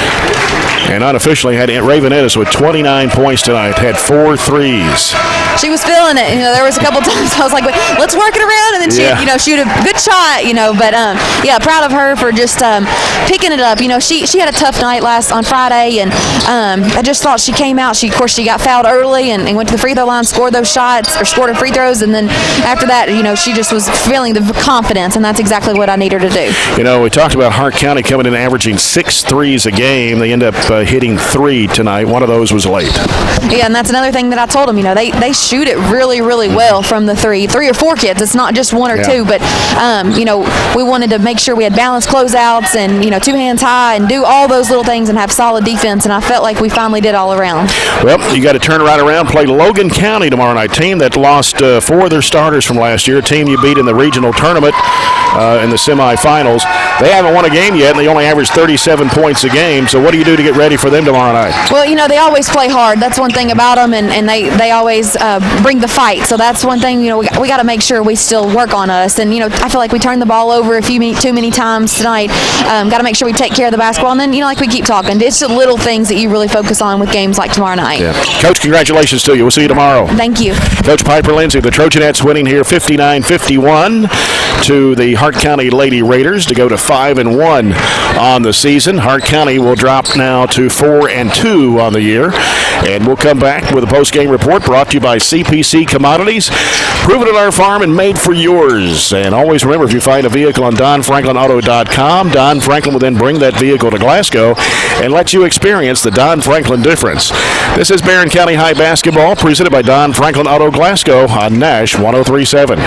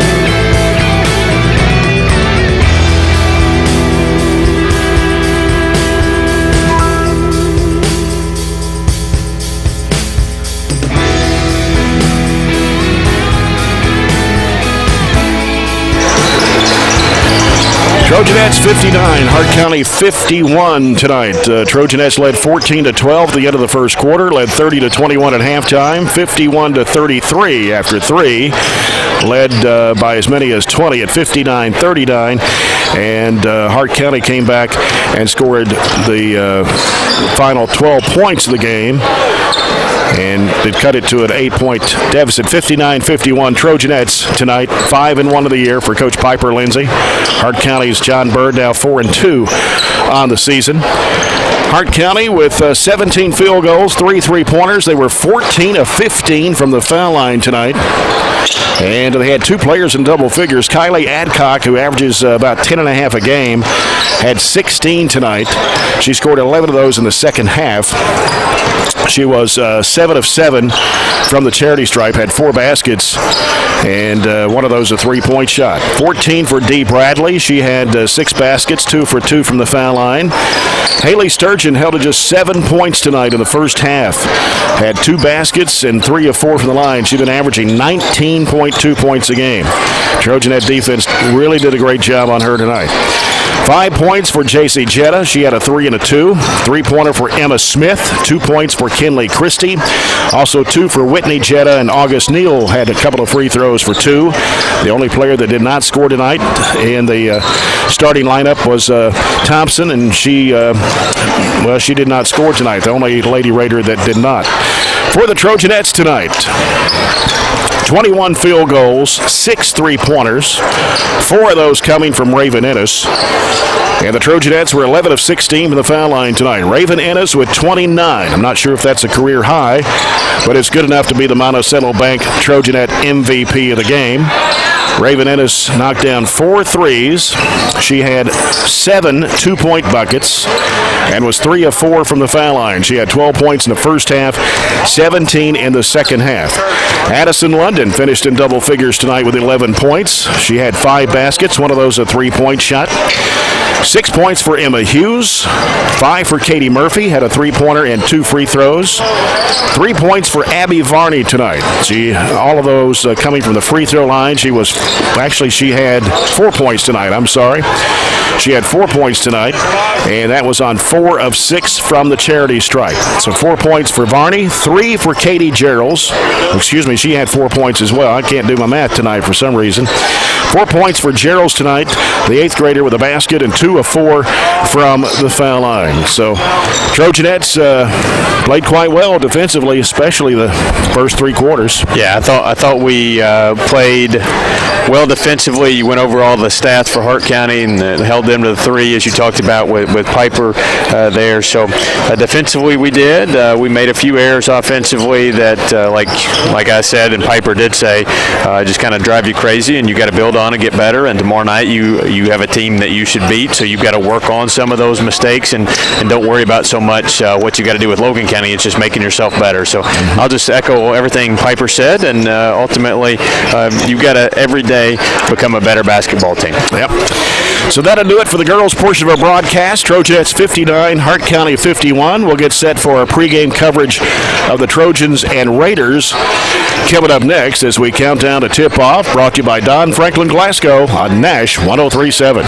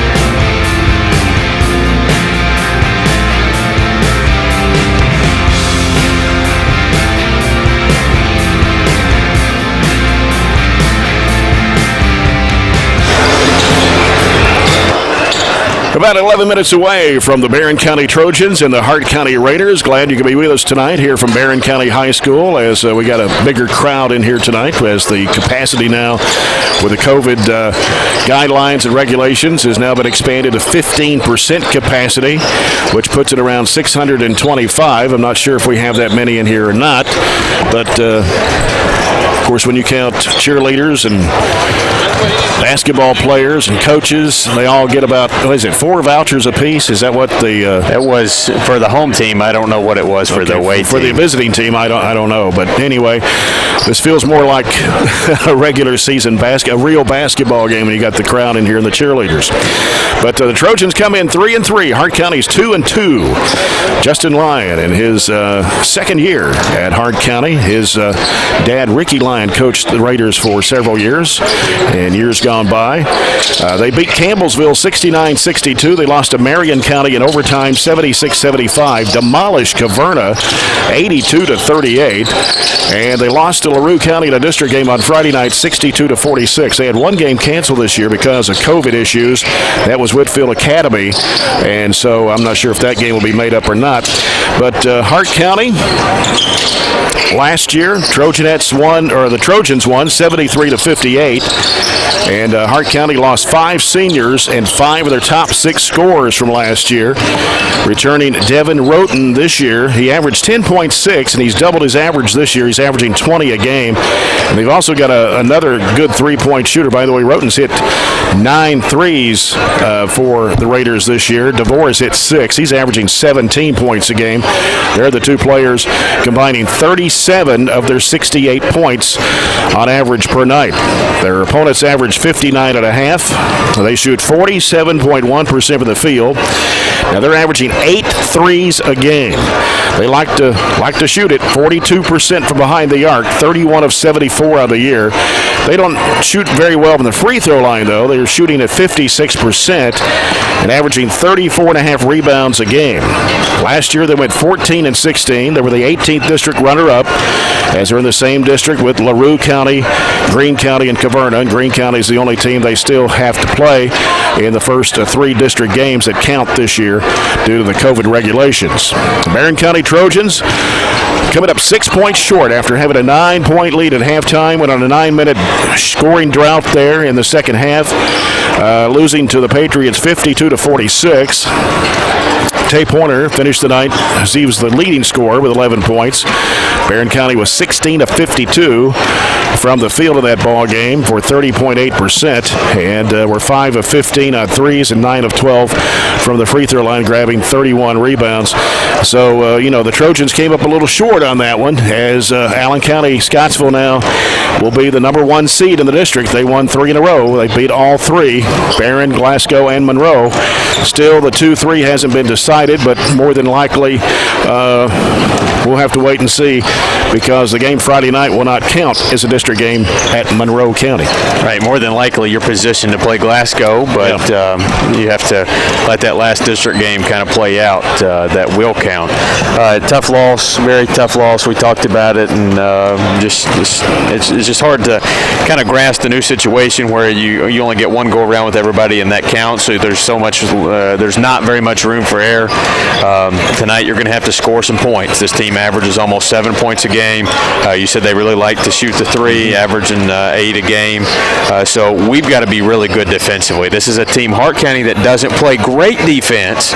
So, we're going to have to use those openings to score. But you saw the other night in that Allen County game, Jay, how many buckets?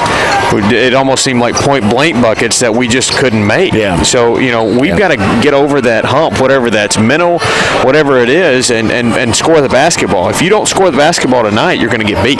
Right. So we're going to have to really be aware of their shooters, their scorers, especially Roten and DeVore. Roten was, how there's all these subsidiaries putting out top 5 players or whatever in the state, but he was one of the top 5 players last week and one of the player of the week things that I saw. So, that's something to be recognized. So he's a pretty good player. We have to respect him, but we have to, again, like we said with the girls, you have to focus on yourself at some point and just run your offense and get better offensively. Barren County has won 10 of the last 12 games against Hart County. Of course, they won last year, did not play in 2019. So the last time Hart County beat a Barren County Trojan team was 2017 and in 2009. The Trojans are averaging 55.3 points a game. They go up 56.5. They shoot 38% from the field, 28.6 from behind the arc, 28 of 98 three-pointers, 67.4% from the foul line, averaging 24.7 rebounds a game. We'll come back with more of the Don Franklin Glasgow Countdown and Tip-Off pregame report after this break on Nash 103.7.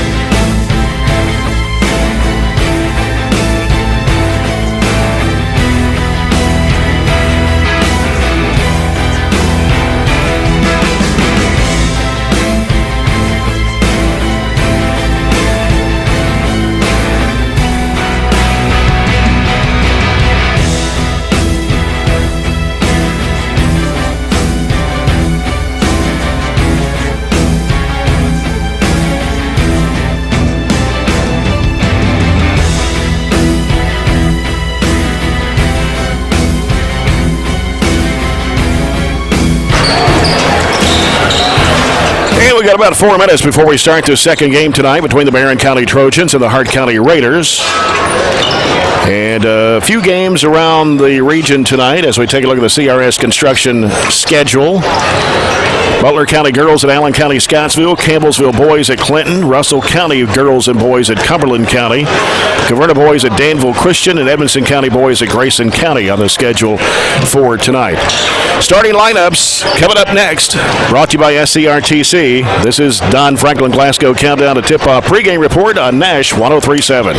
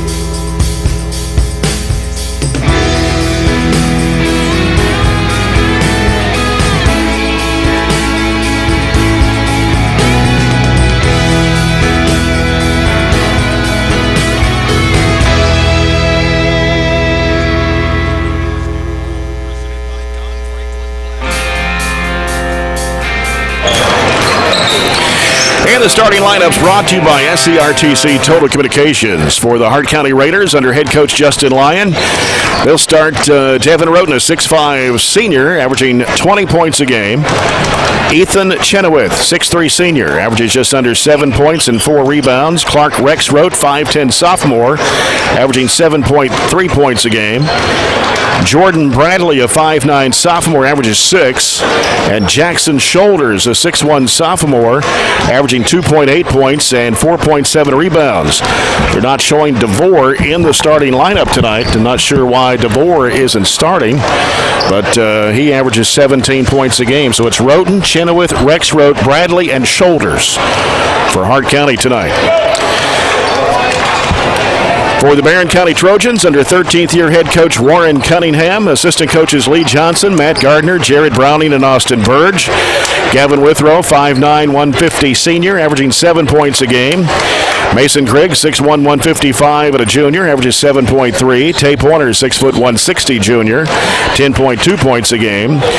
Ryan Shirley, 6'2", 190 and a junior, 4.8 points and 4.3 rebounds. And Corbin Murphy, 6'3", 235 and a senior, that averages 2.3 for the Trojans. And that's the starting lineup. Zaxby's keys to the game, Robert. Well, I guess I gave them a little bit earlier. You've got to identify and know where Roten is. DeVore is 6 of 7 on the year from threes. So box him out, or close him out, and make sure we box out and get some rebounds. They do have a little size, not a lot, and we've got to find something to get going offensively really early, or we're going to have to find a way to keep up because they're going to put some points on the board. Right. And the officials for tonight's game brought to you by Barren County Sheriff Kent Keene. They're the same three we had in the girls' game earlier: Adam Ryder, Mark Curry, and Damian Wheeler. As we get set for the Farmers RACC Jackie Browning Memorial opening first half, and our first quarter of action brought to you by German American Bank, supporting the communities we serve, and believe that when a community thrives, its people prosper. We'll be right back here tomorrow night with Logan County coming in to Barren County High School. Logan County had not played very many games. I think they've only played 2. They've had the start of the year on COVID cancellation. So had a 1-point loss to Allen County Scottsville the other night. Yeah, low-scoring game. I think it was like 42-43 or something like that. So that puts that game into perspective. We know what Allen County has. So Hart County in orange uniforms, green numbers and letters. Raiders across the front of their jerseys, outlined in white. Their bench to our right, Barren County to our left, in the home white uniforms with burgundy numbers and letters outlined in gold. And this is the first year that with the COVID that we're actually sitting in a different location. We talked about that the last home game that we had. And I kind of like it. I like it right here. If we can keep this from now on, this will be okay. We'll see how the year progresses with the number of people that we can get in here. District tournament will be here, be different. It's probably the best year for us to have district tournament because we have the biggest gym in the district. That's true. So we'll get the most people in, and who knows what regulations will look like then. So. And you kind of wonder if games will be separated, on separate nights, or have 2 teams of the same school coming in, or whatever. But still a long time till mid-March. Yeah, a lot of different ways you could do it to get the maximum number in, but I don't know. Probably different sessions. A long week. It's always a long week. We are one of the districts that always separates it out to, do single boys games. So you might see that again, or back it up to Sunday and do single girls games. So you only have one game all week. Who knows? Well, like you said, a long time to mid-March. Yeah. And of course, it's almost a month later for a district tournament than we've ever had. Yeah. The state tournament actually goes into April, spring break. Yeah, spring break week. Yeah, a lot of the winter sports are actually concluding then, and your spring sports have already started a couple of weeks when those stop. Yep. Barren County gets the basketball first as Gavin Withrow handles it out front. Hart County showing man-to-man defense here. Shirley out on the right side. Circles halfway up, feeds it in the middle there to Griggs. He turns toward the basket, wants to drive against his defender, but he's cut off there by Bradley. Now he's going to scoop up the shot, and he puts it in. That goal was covered up that we tried to get, and Bradley went for the steal. We scooped it around him. And Barren County on the scoreboard first. Rex Rote over to Bradley. They go down low. Oh, it looked like it could have been a charging foul as Griggs went to the deck. Foul, or the shot was made by, was it 23? I believe it was. Chenoweth. Here is Griggs with it, giving it out top to Shirley. Shirley to the left elbow, bounce pass left corner. Pointer, back out to Shirley. Now Shirley on the dribble. He's guarded out there by Barber. He'll give it to Withrow. Withrow works around to the right side. Now needs some help. Goes in the corner to Pointer. Pointer trying to circle out, dribbled it off his foot. Had to go chase it down. He'll give it off to Griggs. Over to Withrow. Gets off the screen from Murphy. Out to Pointer. Goes right side with it to Griggs. Griggs spinning. Throws it back out to Shirley for a three. Good! There's some unexpected offense from Ryan Shirley. Takes the People's Bank three-point shot to give the Trojans a 5-2 lead. We played a minute and a half of the first quarter. His second three of the year. As Bradley has it to the right side. Ball knocked away by Griggs, but retrieved by Bradley. Now Bradley gets rid of the basketball out to Barber. Now Roten, the leading scorer for Hart County, handles the basketball against Shirley, gets a screen, sliding off on him, Pointer. Now they're going to work with it. Rex Rote, free throw line. Back over the left side it comes to Barber. Barber works into the paint, hooks it down low, and it's stolen away, but Withrow couldn't handle it on the end line, and Hart County will get it right back. Broke up the pass that went right into his arms. That was tough to handle. As Rex Rote will toss it in. Sends it out to Roten. Roten going to pop it up, 18-footer. No. Rebound comes off to Withrow. Withrow pushing it down the floor. Angles off right, trying to keep the dribble going. He's picked it up, throws it way back out to Griggs. He fakes. He moves into the free throw line. Down low, Murphy. In the corner, Shirley pulls the trigger. It's an air ball. That ball goes off of Griggs' foot and out of bounds. Trying to go with a rebound.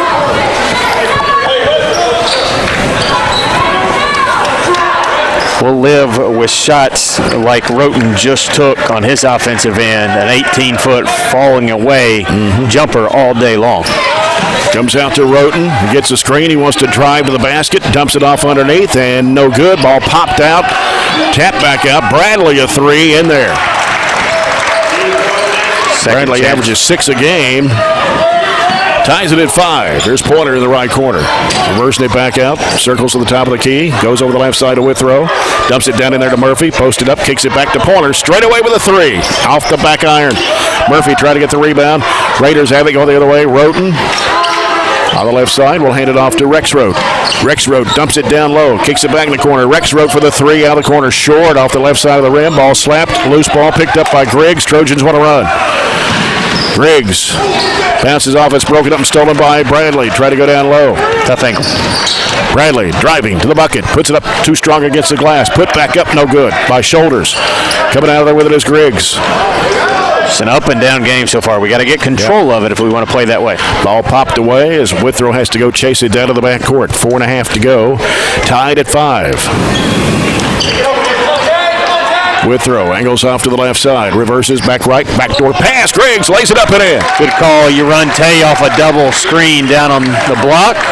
Distracts away from that back door that we executed well. And Griggs with 4 of Barren County 7 points. Trojans 7. The Raiders 5. 4:07 to play here in the first. Roten with the basketball. Works against Shirley. Going to drive. And a shot goes up and in. Going to get a blocking foul on Corbin Murphy. Corbin dug his feet in to try to take that charge a little early. Got a slide with the fender there. Roten gets his first bucket. A couple of changes in Hart County's lineup. 24 is Barber. Right. Julian Barber. I thought he was 34, and Shoulders was 24. No, they've got Shoulders is 34. They've got it in the book that way, but it's not Barber's right. 24. Yeah. And Pointer gets rid of it over to Withrow. Withrow works to the top of the key against Rex Rote. Now goes right side with it to Griggs. Griggs to the right elbow. Bounces out to Shirley. Throws it back behind him to Withrow. Withrow working off to the right side. Gives to Shirley. Drives to the bucket strong. Puts it up. He's fouled. So Barber is 24. Yes. Shoulders is 34. Yes. Want to make sure I got everything straight here. Somebody else came in. Who was that? 5. Keaton Walters, a 6-foot sophomore. So Shirley is at the line for 2 shots. First one in there. Couple of changes for Coach Warren Cunningham as 42, Aiden Miller, 6'4", 205 sophomore, averaging just under 9 points a game. And Eli Brooks, 6'6", 165 and a sophomore, averaging 3.2. Second shot's good for Ryan Shirley. 9-7, Trojans on top. Rex Rote handles the basketball against Withrow out front. Looks for Roten. He's got it. He wants to drive against Brooks. Behind the back dribble. Pulls up. Free throw line jumper. Bounces off. Rebound to Withrow for the Trojans. Withrow crossover to the right. Heads down the lane on the right side. Backed it up and in. Falling away. Tough shot in traffic. Was able to maintain control and find the window. People's bank shot for Gavin Withrow. Gives the Trojans a 4-point lead. 11-7. Rex Rote down in the corner to Shoulders. Shoulders will send it back out to Roten. Now out to Walters. Walters dribbling against Griggs. Backs away in the dribble, looking for Rex Rote. Hands it off to him, coming by. Now heads off the screen, back. And that ball's going to skip off somebody and out of bounds. Who was it? Looked like us. I couldn't tell if it was Withrow or Griggs, I think, there. Rex Rote will toss it into the left baseline. And he'll lob it out to Shoulders. And underneath, here's a layup that's good for Barber. I think Miller got shaken up a little bit on that particular play. 11-9. Barren County with a 2-point lead. Here's Brooks over to Withrow. Down in the corner to Shirley. Shoulders guarding him. Feeds it off underneath to Miller. Reverses it up and in with the left hand. Bucket will make him feel better. You were right. He was a little shaken up. Took him a second to gather himself. 13-9, Barren County. Shoulders with the basketball out to Roten. Roten wants to go one-on-one against Brooks. Drives in, throws it up on the run. No good. Gets his own rebound. One dribble, kicks it back to Shoulders. Fakes, trying to go up the baseline. He's going to be fouled by Miller. Got Miller off his feet. And that'll be his first, the team's second. Substitution for Hart County's 15, Dustin Butler, a 6-foot senior. And the Trojans bring Corbin Murphy back in along with Tay Pointer. Bigger lineup in there. As the ball comes out to Roten. Works against Brooks on the left wing. Picks up his dribble, goes down the corner to Rex Rote. Finds underneath. There's a reverse up, no good for Walters. Miller goes down. And we're going to get a foul called on 24 for Hart County. That's Barber. He's had a tough couple of minutes. Yeah, he's limping just a hair there. Minute 52 to play here in the first. Barren County with a 13-9 lead. Withrow, right side, Pointer on the wing. Feeds it to Miller. Turnaround jump shot is up too strong against the window. Brooks has the ball ripped away from him. And it's Rex Rote down the right side, and Roten stepped on the sideline, but a foul going to be called on Tay Pointer. That was perfect anticipation down on our end. Good offensive play on a block-to-block screen. Aiden could have took another dribble in and laid it off the rim. Got to have a little touch. And Tay Pointer reaches in to tie it up on Rex Rote. Beat Barren County's basketball. Or no, it's Hart. You got it arrow pointed that way. In for Barren County, Colton Stevens, 5'7" junior. Bradley returns for Hart County. Of course, the Trojans playing without Aiden Niken, 6'6", 210 junior, who tore his ACL back in the Russell County game. And Barber gets rid of the basketball to Walters.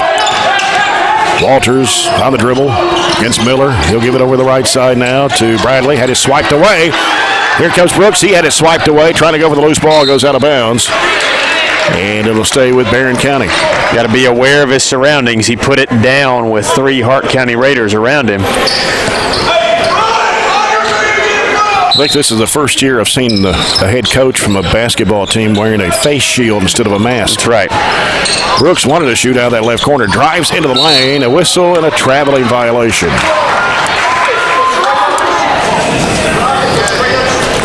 Got to play through that contact. He let it knock him off course instead of just going straight up with it.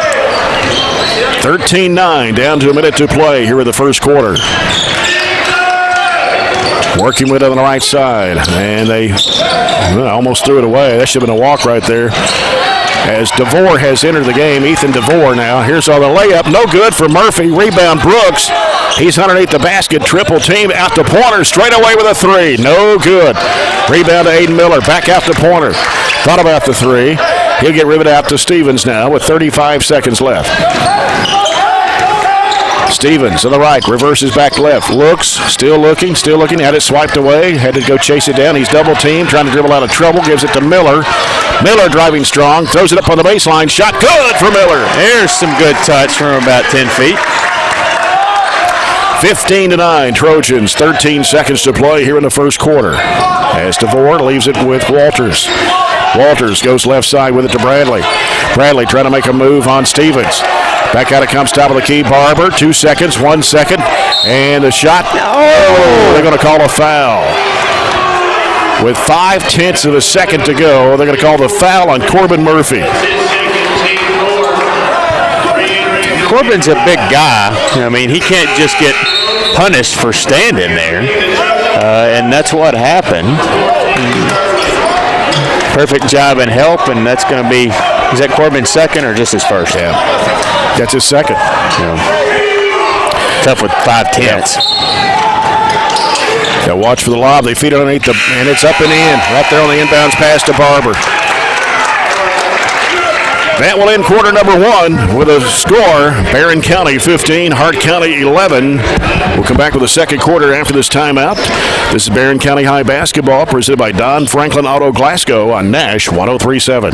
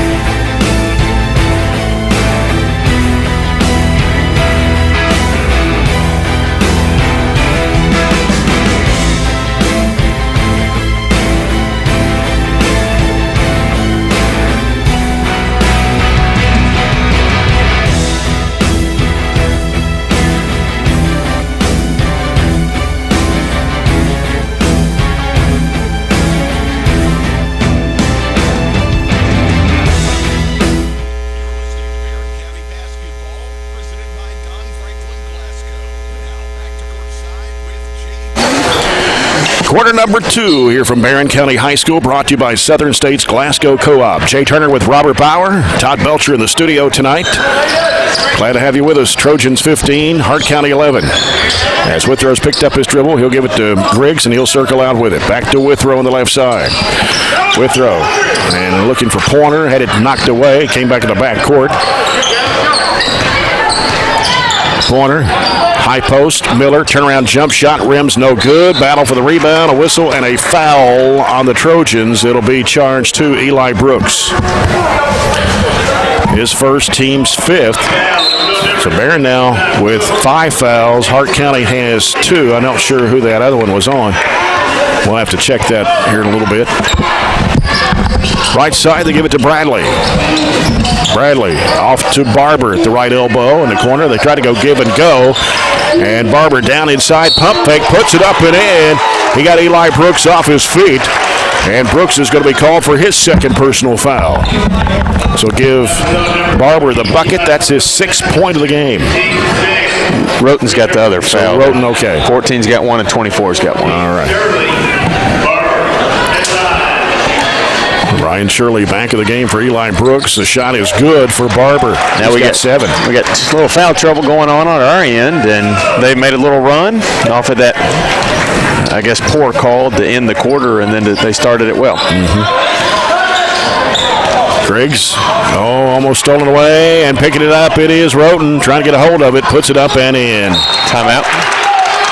As they're going to take a lead here by 1 on the turnover. 7-0 run by Hart County. They trailed 15-9. to the Trojans, and they've scored 7 straight. Lazy pass, telegraphed pass that Roten shot the lane, picked it off, and bumbled and stumbled until he finally picked it up right underneath the rim.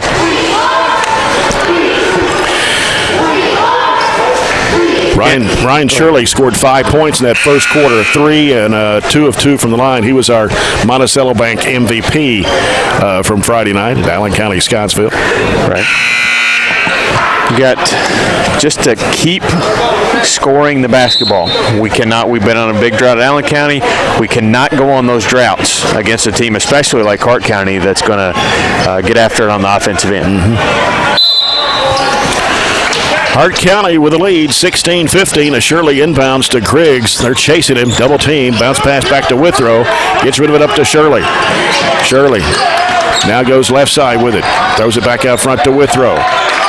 Withrow really getting hammered in there with Rexroad putting the pressure on. Griggs trying to feed it. He'll go right side with it to Shirley. Back to Griggs.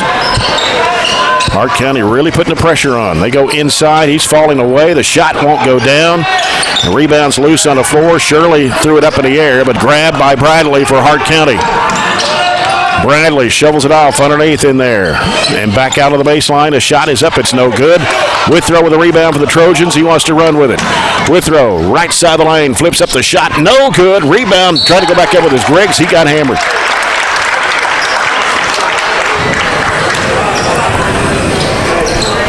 Foul was on Chenoweth. And that's his first, team's third. Mason Griggs at the line for 2 shots. He's a 63.6% foul shooter. The first one, no good. Played almost 2 minutes of this second quarter. Trojans down 16-15. Second shot in the air. It's good for Mason Griggs. Of course, the Trojans only have 3 seniors on this basketball team, 2 that play quite a bit, and that's Gavin Withrow. As Roten launches a 3, it's no good. Rebound to Tay Pointer. Withrow and Murphy, the only 2 seniors besides Travis Jones. Pointer on the right wing. He wants to drive in, kicks it off in the right corner to Withrow. Down in low. Here's Miller. Pump fake. Puts it up. No good. Hit the front of the rim. Ball kicked out of bounds, and it'll go to Hart County.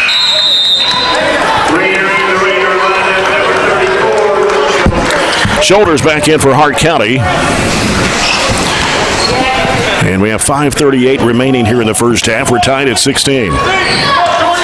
Rexroad up court to Chenoweth. Across it goes to Bradley. Back to Rexroad. Over to Roten. Roten going baseline. And Withrow tried to break up the pass. Ball hit the end line as Shoulders try to pick it up. That'll be Barren County's basketball with 5:22 left to go here in the first half. Gavin Withrow walking up court for the Trojans as Hart County stays in a man-to-man. Give it here to Shirley. Actually, it's gone zone, a little matchup zone. Back out it comes to Griggs, and Roten almost stole it away. Here's Pointer driving in. Throws up a one-hand shot. It rims good. A little floater there by Tay Pointer for his first 2 points tonight. And Coach Justin Line wants a timeout with 4:55 left to play here in the first half. Barren County leading 18-16. We got DeVore in the basketball game. DeVore averages 17 points, but as he's not really contributed tonight. He did not start tonight. Right. Has he even been in? Yes, he has. Just briefly? Just briefly. Yeah, so I'm not sure how they actually use him. You would think somebody that has a 17-point average would see more minutes than he does. Right. I mean, I understand the coming off the bench, giving you a little spark type thing, but not a whole lot of minutes from that. But they are just down 2 right now. Check out 104 The Score's James Brown for game stories, photos, and more from Trojan and Trojanet basketball. Log on to 104thescore.com or the 104 The Score Facebook page. Hart County's basketball as Rexroad will toss it in. It comes in to DeVore, who's back on the court now for Hart County. DeVore picks up his dribble, goes to Bradley, gives it back to DeVore, and back to Bradley in the corner. Wants to go baseline. He's cut off. He's double teamed and in trouble, and a traveling violation on Bradley. Good trap there. I think that was Shirley and Pointer. Wouldn't let him out. 4:40 to go in the first half. Barren County leading by 2, 18-16. Withrow, they're reaching in on him. That was Rexroth to go to the high post. In there to Shirley. He had it smacked out of his hands. Picks it up off the floor. Hooks it back off the Pointer. 15-footer right side. Rim's no good. Rebound by Miller. Goes back up. He's fouled. Good, strong rebound by Aiden there. Foul is on DeVore. His first and Hart County's fourth of the half. Aiden Miller, 6'4" sophomore, puts it up and in. 5 points for Aiden Miller. 19-16 Trojans. Don't forget, we're back here tomorrow night with a girl-boy doubleheader against Logan County. Miller back of the line. His second shot is in the air, and it's good. Miller's been averaging just under 9 points a game here in the first part of the season. You need to see that creep up gradually throughout the season. Got to take up some of Aiden Niken's points. Pass batted up in the air by Withrow, taken by Miller. He goes to the floor, got rid of it to Pointer, and intended for Griggs. He tried to baseball it through a crowd, and it's going to be a turnover. And it's knocked up in the air and stolen. Miller's got it for the Trojans. Miller throws it behind him with the right side. Withrow wanted to shoot that three. He's going to set things up. Goes left side with it to Griggs. He drives into the lane. His jump shot is no good. And the rebound comes off to Hart County. Here comes Bradley down the left side. Heads to the middle. It's going to go off the hand of Chenoweth and out of bounds. Back in for Hart County, Keaton Walters, number 5, and Dustin Butler, number 15.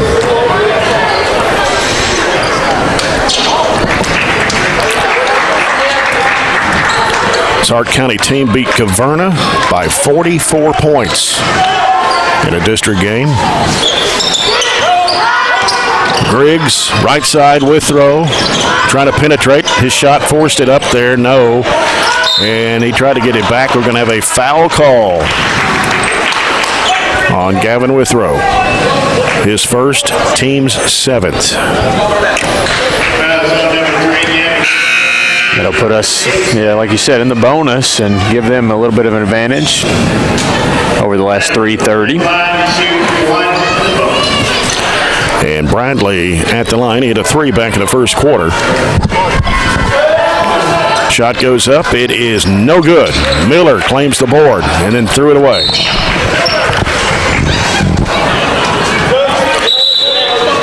Guard's got to come back and look for the ball, but I think he was throwing it to the off guard as Withrow's playing the point there. 3:27 left in the half. That's not over and back. I'm not sure what it is. He never established himself. Inside, here's a shot going up. It is no good from point-blank range. Miller trying to get the rebound. We're going to get a foul called on Hart County. 15, that is Butler, his first. That'll be Hart County's 5th of the half.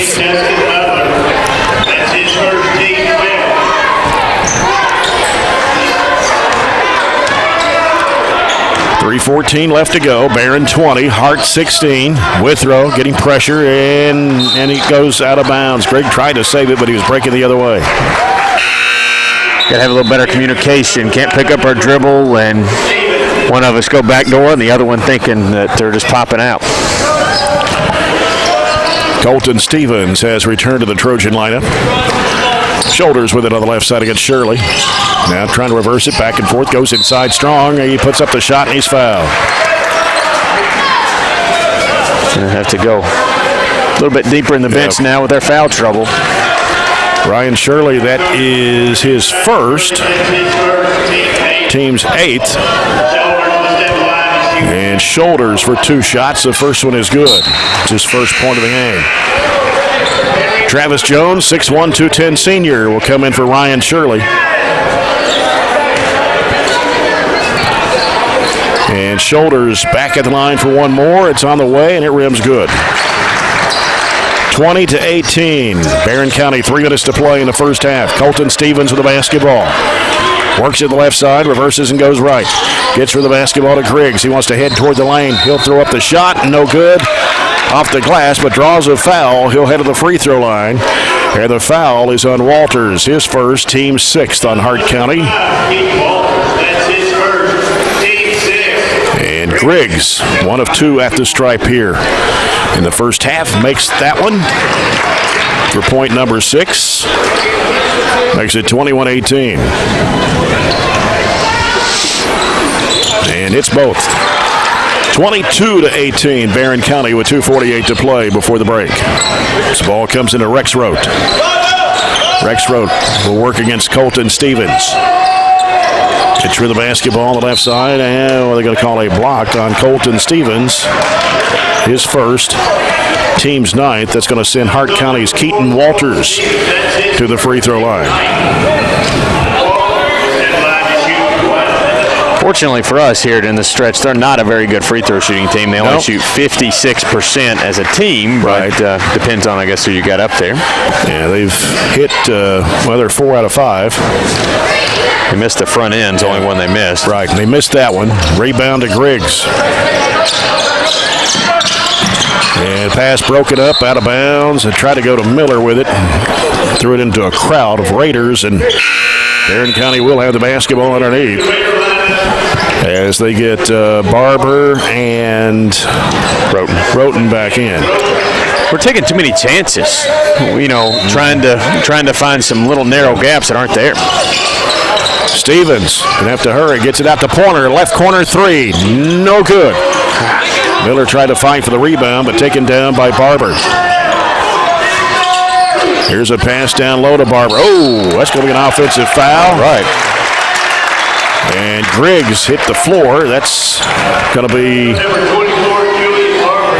2 on Barber. We tried to take a few charges tonight. Corbin didn't get any of them he tried to get, and that's why he's been on the bench with 2, but we'll take that one. See if we can increase the lead over the last 2 minutes. Stevens working the right side, reverses back left. Now needs some help. And throws it in the corner. Pointer going up the baseline. He tried to throw it inside, but Stevens there to get it. Top of the key, hands it back to Griggs. Crossover dribble, goes down the lane, floats it up and in. Good crossover to clear space. Float it through the lane. 9 points for Mason Griggs. It's 24-19. And we got Chandler Hudgens in the ball game. Number 3, Roten trying to shoot, floats it down to Barber, and he puts it in. Chandler Hudgens, 5'11" sophomore, in for Hart County. 24-21 Trojans. Colton Stevens with the basketball. Right side it goes to Jones. And Jones having trouble with it, falling to the floor. Jones got it back, though, gives to Pointer. He floats up a one-hander, good. Barber tried to take a charge, but it really wasn't much contact, and they played through it. 26-21, Shoulders driving to the basket, puts it up and in off the bank. A little lazy getting back. We got to all get back, turn and find the basketball. 26-23 as we come down to a minute to play here in the first half. Stevens over the right side to Jones. Now feeds it to Pointer, and we're going to have a foul call as Stevens went to the floor. Somebody trying to break through a screen, and it's on 14, Roten, his second. He's barreled over Colton.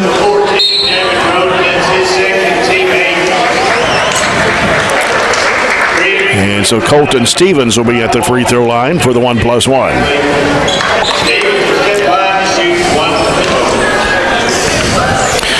Stevens, a 5'7" junior.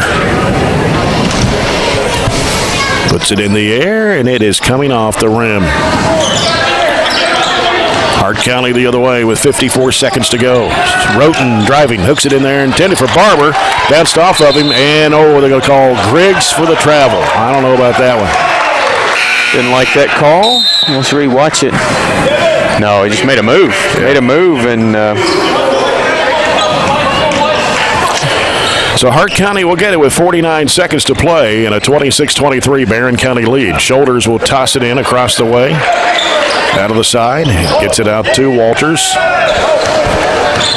Walters. As Barber's come up to set a screen.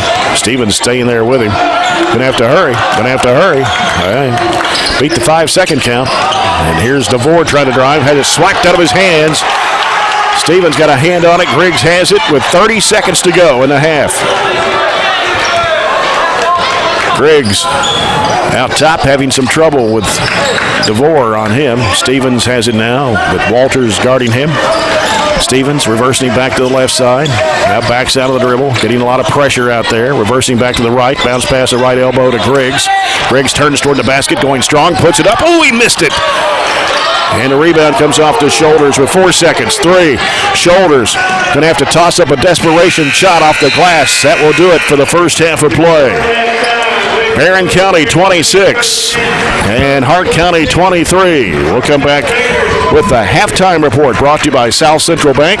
Small enough to know you, big enough to help. And always remember, if you find a vehicle on DonFranklinAuto.com, Don Franklin will then bring that vehicle to Glasgow and let you experience the Don Franklin difference.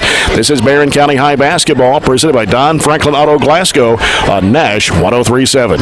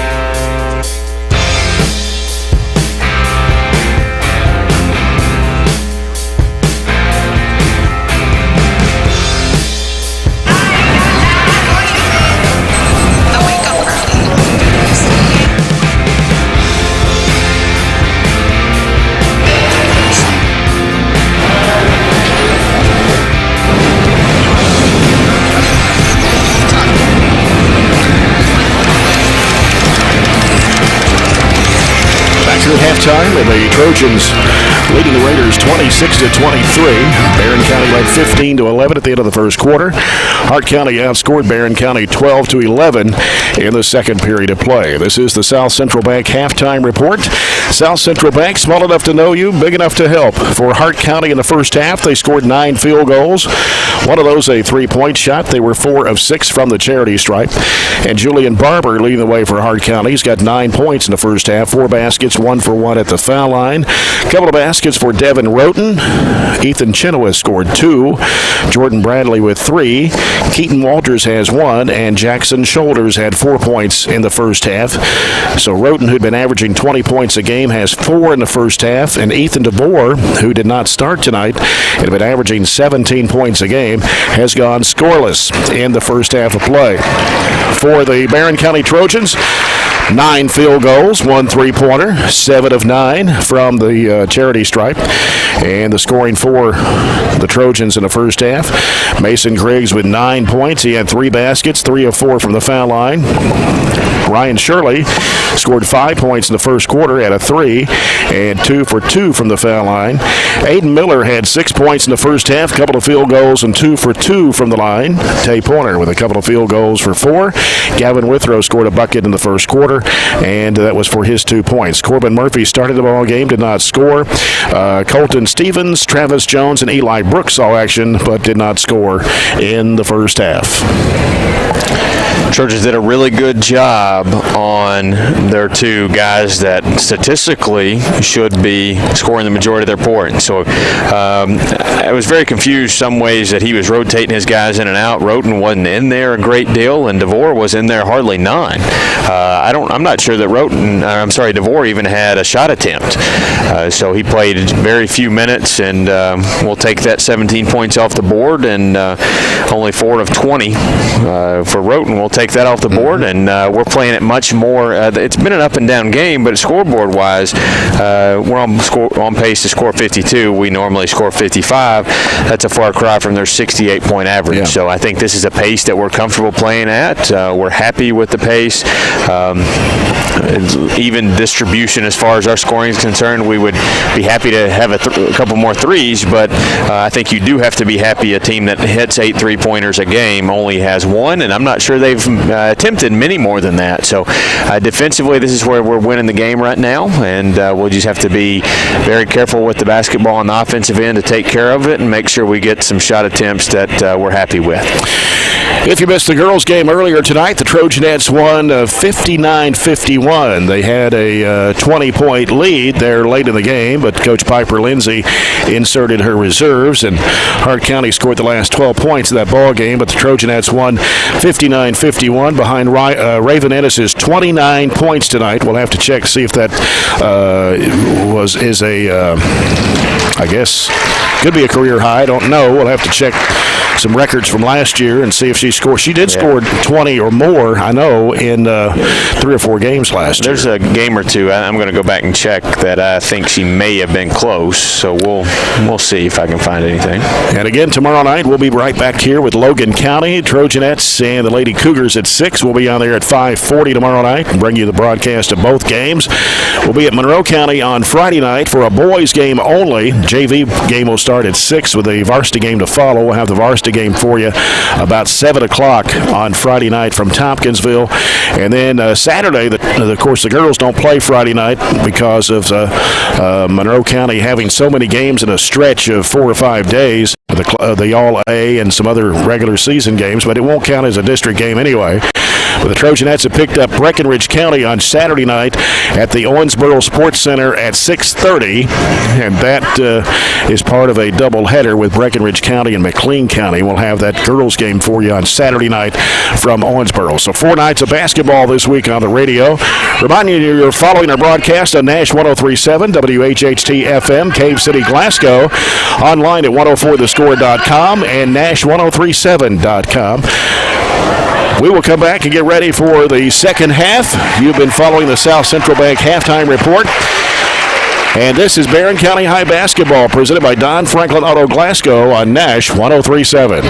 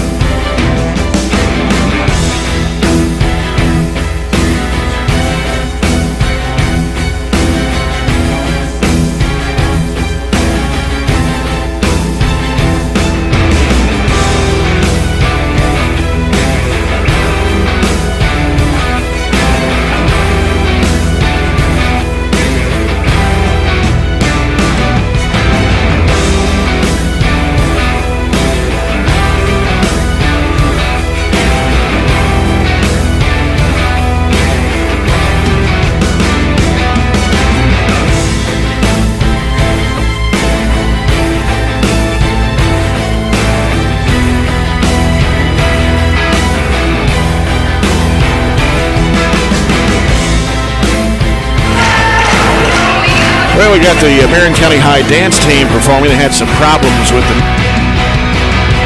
extended halftime here. But the Trojans up 26-23 over Hart County. And let's go now to Zaxby's second half keys to the game. Well, if you continue your defensive performance on Roten, I think is the main one. He's extremely frustrated, and he's had to take some tough shots. I think that's key number one, is to zero in your focus defensively on that. Offensively, we got to continue to spread the ball out and not try to force things. You know, you can run a play, and that doesn't mean you have to throw it to that place, or you have to run and do exactly as it's scripted. You can go break it off and play basketball at some point. So be very careful with our mistakes, cut down on those in the second half, and continue our good defensive performance on Roten. I think that would be two things I would really focus on. Yeah. Foul situation in the first half. Roten picked up 2 for Hart County. So did Barber. And for Barren County, Corbin Murphy and Eli Brooks had 2 apiece for the Trojans. And you looked up about Raven Ennis. She scored 28 against Glasgow last year. Yeah, that was her, I guess, career high till tonight, right? Well, I just clicked on a few games. I distinctly remember she had a really good stretch last year at Todd County and Glasgow, and that little stretch last year. So I just clicked those, and 28 was the most I could find. So I didn't by any means go through the season. Yeah, I believe that tonight would have been it. I believe she had her career high tonight. 29 out of Barren County's 59 points, almost half the points there. And another win for Coach Piper Lindsay, as again Logan County here tomorrow night with a girl-boy doubleheader starting at 6. We talked about the girls earlier. Logan County girls 0-4. They lost 4 of their starters from last year, and they return Abby Hinton, who's their leading scorer so far this year. But they have struggled the first part of this season. On the boys' side, Logan County lost. They lost about everything except Anthony Woodard, who's one of the top players in the region, and they lost to Allen County Scottsville by 1 point and Franklin Simpson by 11. So they're 0-2 to start the season, but their first 4 games were canceled because of COVID issues, either with their team or some other team that they were playing. That's really tough to start the year with COVID canceled, because you've been practicing for so long, and then if you got to take a big break and then kind of get going again. So I think that's really tough to practice, stop, and then have to maybe relearn, go back to everything, get back in shape, all those things. If it's your team that's forced to have that. And I think we counted there's about 15 boys and girls games tonight that are COVID canceled. So it's something we've just been very fortunate to dodge. Hopefully we continue to do that. A couple of scores real quick that affect us in the girls realm. Butler County girls beat Allen County tonight 45-34. And the only other girls game that's really in our area, Russell County beat Cumberland County tonight 45-34. Girls games that I can get scores on anyways. Boys, Russell County's up 24-20 at halftime over Cumberland County. And those are district games in District 16 tonight. That's correct. Yeah. Third quarter coming up, presented by Southern States Glasgow Co-op, as we'll get set for the Farmers RACC Jackie Browning Memorial opening second half. 26-23. Kind of a low-scoring game. Yeah, we're okay with that. And I made a mistake on the free throws for the Trojans. They were actually 8 of 10 the first half instead of 7 of 9. Be okay with that, too. Trojans will go back with Gavin Withrow, Tay Pointer, Mason Griggs, Ryan Shirley, and Corbin Murphy. Hart County will go back with Roten, Rex Rote, Shoulders, Bradley, and Chenoweth. Hart County's basketball to start the second half, as Shoulders across the way of midcourt will toss it in.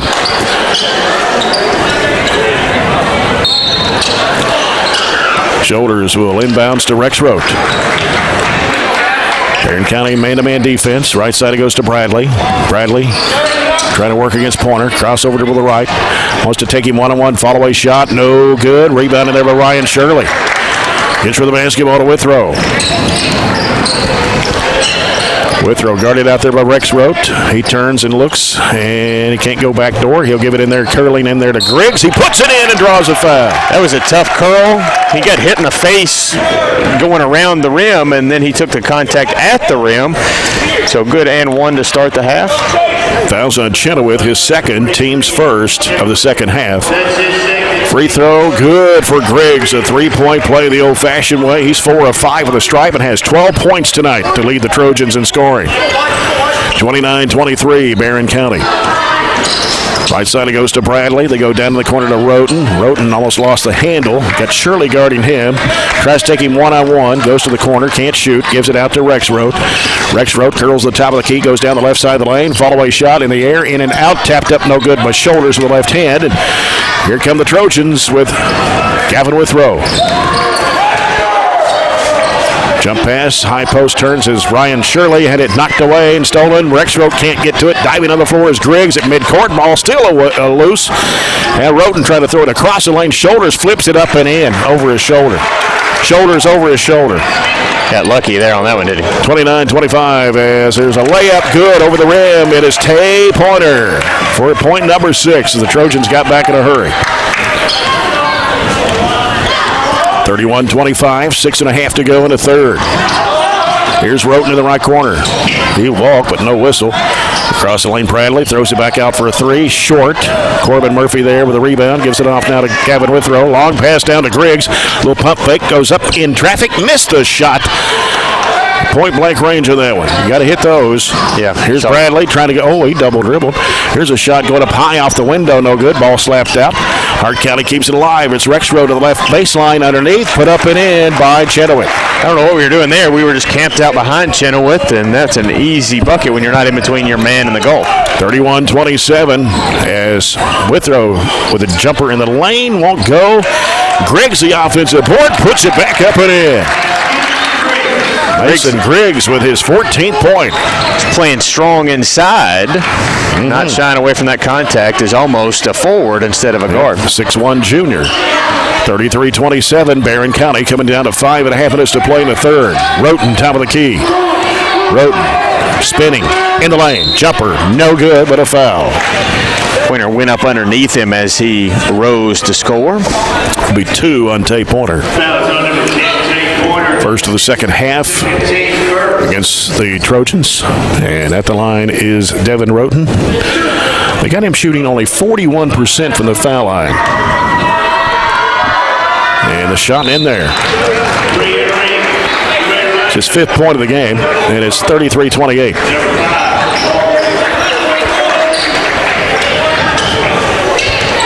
One more for Devin Roten. It's on the way. He got them both. It didn't seem like a 41% foul shooter. Both of them net. 33-29. 2-2-1 zone. Court press by Hart County. Lob, and here's it down to Pointer. He puts it up and in on a pass from Withrow. Some risky passes, but we put enough air under them, went and got them, and scored it. 35-29. Barren County leads it by 6. And here is a driving layup that's no good by Rexroth. Withrow scoots it off underneath to Murphy. I don't know how he got the shot to go down, but it went in, and he's fouled. You talk about a tough shot. Big Corpse caught that one on the move. On the run. Yeah, that's not an easy play for a forward center type to be able to do that, and then all in one move go up with it, absorb the contact. Guy just bounced off of Corbin, and he put it in. That's 3 on Barber.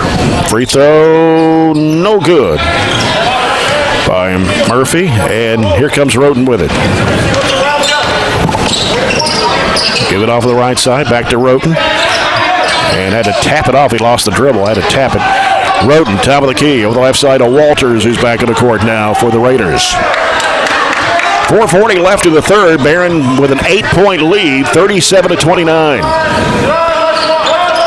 We're in a zone, aren't we? Yep, 2-3 zone.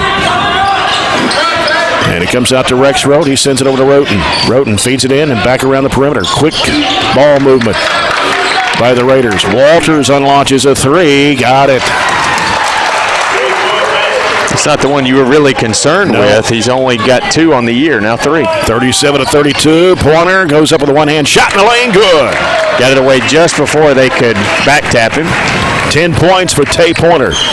39-32. Trojans by 7. Half the third quarter gone. Roten driving strong to the bucket, puts it up, no good. Murphy with a rebound. Murphy, lead pass up to Withrow. Goes in for the layup, got it.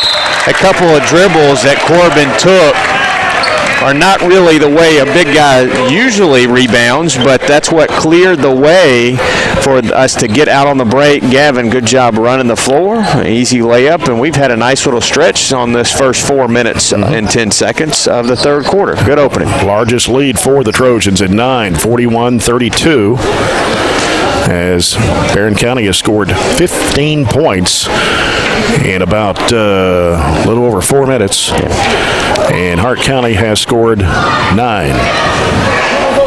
There's been a lot of quarters where we've not even gotten to 14 the whole quarter. So this is really an offensive explosion, and what you're doing in a little bit of all ways. You got some and-one opportunities. You're scoring in the paint where we haven't been extremely successful this year. You're doing it running the break where we haven't had a ton of opportunities. We're not giving them second chance opportunities. So a lot of things going right for the Trojans. You can't bank on 4 minutes. An offensive team like Hart County can explode and hit 3 or 4 threes back-to-back trips, and they're right back in the game. So you got to stay locked in the whole rest of the game, about 12 minutes. And again, Hart County's a team that's been averaging 68 points a game. That's not a ton of points when you really think about boys, but it is a ton of points when you compare it to us. That's true. And 8 threes a game. They've got 2 tonight. Roten really hadn't looked to shoot any of them. He's their best, or at least has the most. He has 20 of them on the year. Double screen out top. Rexroad bounced it down low. There to Barber. Back out it comes around the perimeter, and then here's a jump shot for Rexroad. Blocked by Griggs. Griggs needs help. Bounces off to Withrow.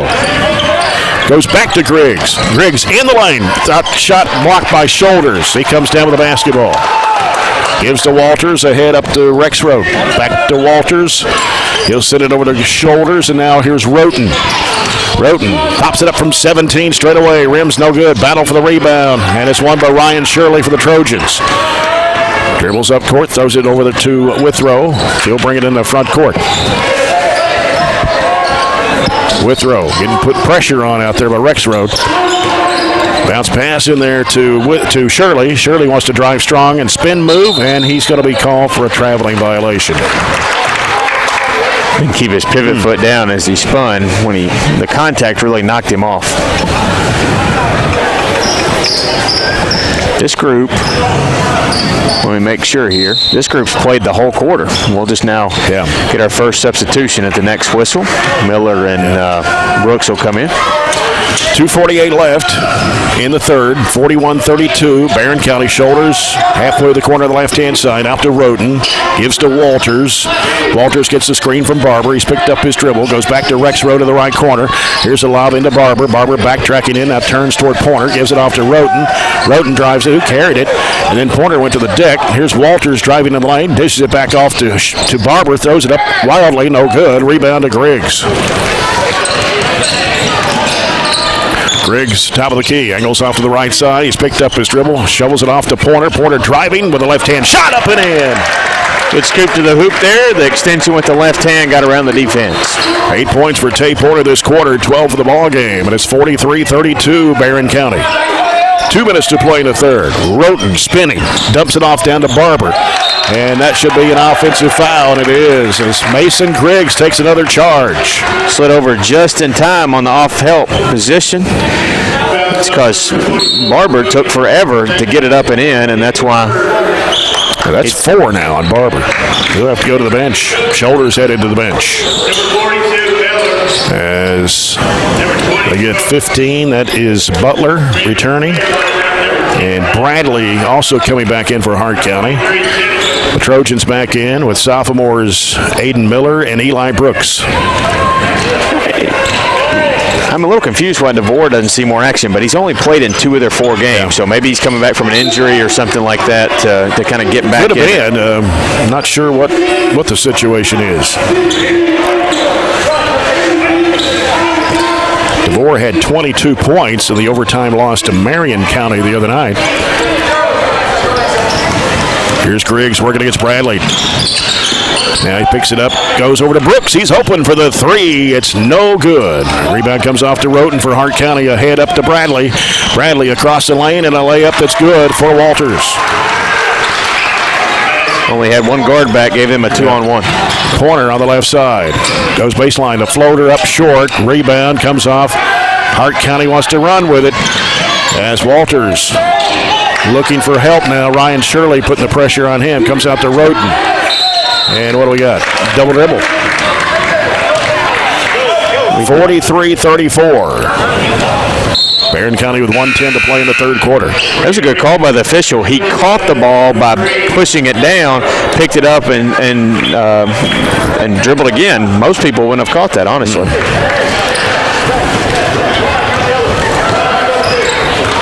Largest lead's been 11 for the Trojans. Brooks with it on the left side. Brooks looking out to Griggs over the right side. He goes to Withrow. Now Withrow feeds it there to Miller at the free throw line. He can't go anywhere. Goes in the corner to Griggs on the left-hand side. He heads toward the paint. He's cut off. Now turns and flips up the shot. It won't go. And tried to get his own rebound. He slapped it out to Brooks. Here's Miller with it. He'll give it out to Withrow. 40 seconds left in the quarter. And Withrow dribbled it off his foot. Had to go back and get it. He'll give it over to Griggs. He goes baseline. He spins into a trap. Now needs help. Bounces back out to Withrow. Now back to Griggs. He goes up and he's fouled. Try to double clutch it there, and he'll go to the line for two. Use that extra time in the air to draw the foul. I think that was Chenoweth. That's 3 on Chenoweth. Team's fourth. Mason Griggs, free throw is good. 5 out of 6 at the stripe. 15 points tonight for the junior. 44-34, Barren County.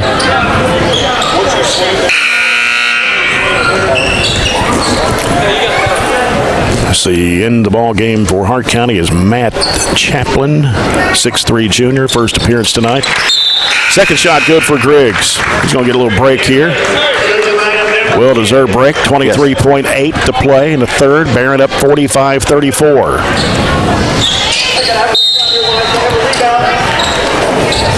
As the ball comes into Walters. Out to Roten.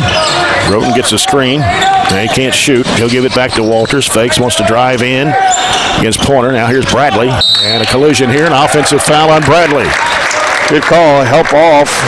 Communication between Gavin and Tay to switch men there on the screen. 8.7 seconds to go here in the third quarter. Barren County up by 11.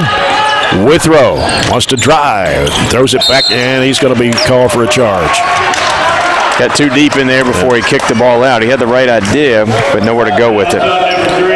Going to be his second, team second.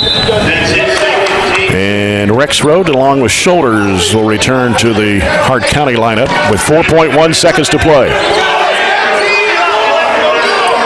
And Roten will toss it in. Gonna throw a run out. High arching. And here's Shoulders driving. Feeds it to Bradley. He puts it in right before the buzzer. That'll do it for the third quarter of play, with Barren County leading 45-36 over Hart County. We'll be back with the fourth quarter after this break. This is Barren County High Basketball, presented by Don Franklin Auto Glasgow on Nash 103.7.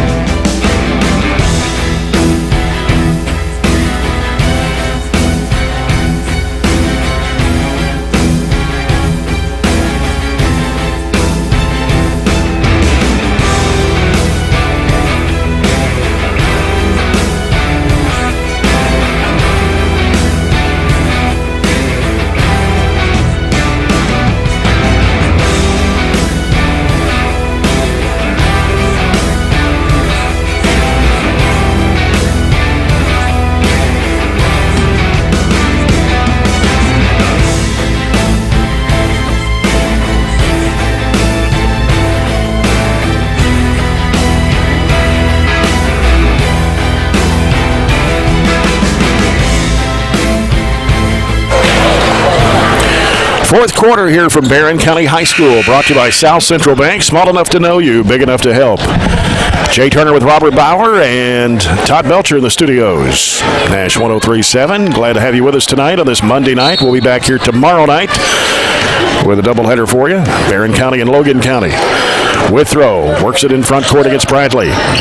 Gives it over to Shirley at the right elbow. Kicks it over to Pointer. Dumps it down in there to Miller. Miller posted up, turns in the lane, puts it up and in. Nice soft touch by Aiden Miller for his 8-point. 47-36. Trojans back up by 11. Roten gives it over to Rexroth. Rexroth to Bradley on the right side. Now on the wing to Roten. Down the corner to Shoulders. Shoulders gives it out to Rexroth. He'll throw it out top now to Roten. Roten's going to take it one-on-one inside. He'll flip up the shot, and it's good. That's his first points, or first field goal since the second quarter, and he's got 8 points. It's 47-39. Eli Brooks with it on the right side. Giving it back out to Shirley. Hooks it over the left corner. Here's Withrow for three. It is no good. Shirley with a rebound going down, and he's going to be fouled. 15, that will be Butler, his second, team sixth.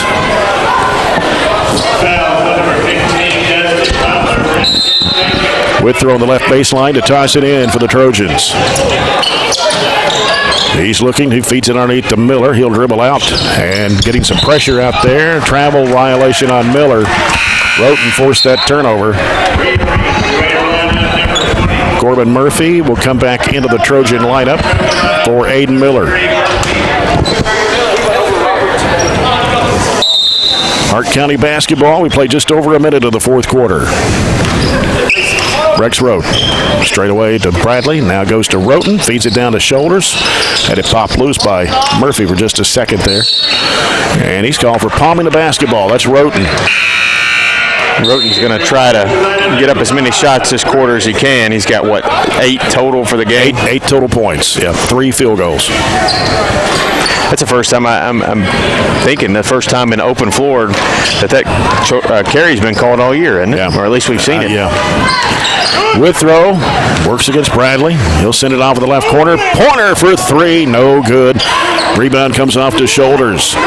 Hart County moving it down the floor. Roten out of the corner for 3. Got it. Right on time there. They run a sideline break. Him straight to the corner. Lined it up, knocked it down, cut it to 6. Yep, 47-41. 6:20 still to play. Pointer with it on the left wing.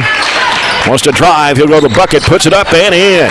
Good job. Ran the screen to the right, Corbin said, was more of a decoy.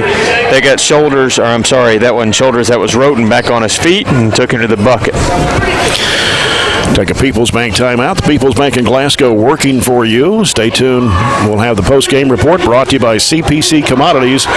Proven on our farm and made for yours. As this fourth quarter is sponsored by South Central Bank. Small enough to know you, big enough to help, and, of course, have coaches' comments later tonight.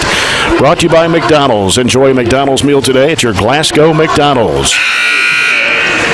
They've got 8 threes a game.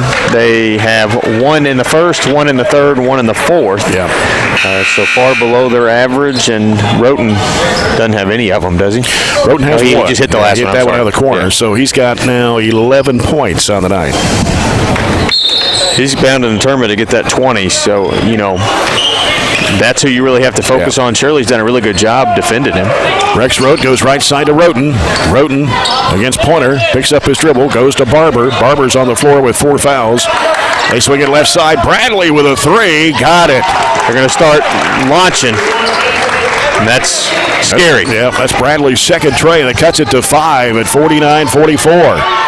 Withrow with pressure, double team, lobs it in the left corner. Pointer for the 3 ball. It is no good. Batted up high in the air, and it's going to be saved inbounds by Roten and caught by Murphy. He loses it to Barber, and Barber's going to drive against Griggs, and he'll dish it off. The ball gets away. It's loose. It's going to go out of bounds.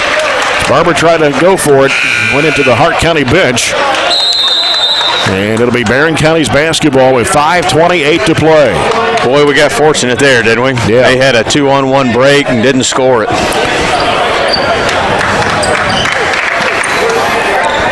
As the ball comes into Withrow, he's going to work against Bradley in the backcourt. Gets it across the line. Bradley tried to reach to steal, and here's a shot in the lane. It's going to be fouled as Withrow ahead of the free throw line. And the foul is on Bradley, his second, team 7th. And Gavin Withrow with 4 points tonight at the line. He's an 83% foul shooter. Puts it up and he missed it.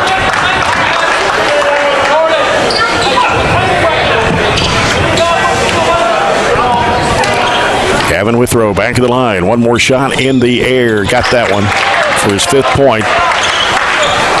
50-44 Trojans. 5:18 to play. Long time to go. Yes. As Rexroth handles the basketball, looking for Roten. Can't go. Goes left side with it to shoulders. Back out front it comes to Roten. Roten off the screen left. He's going to drive. Runs in. That should be a blocking foul. Corbin just can't buy a charge, Murphy. can he? That's 3 on him and 3 on the Trojans in the second half. And that'll put Roten at the free throw line for 2 shots. Is that 2 shots or 1 and 1? No, it can be 1 and 1. Only got 3 fouls.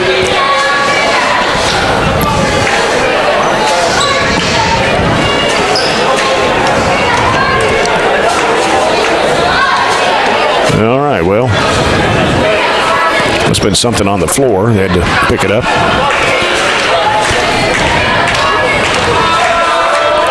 Free throw by Roten is good. He's 3 for 3 at the line, has 12 points. He scored 6 of those here in the last quarter. 50-45.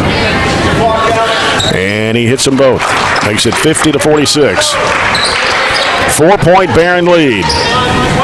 Trojans led by as many as 12.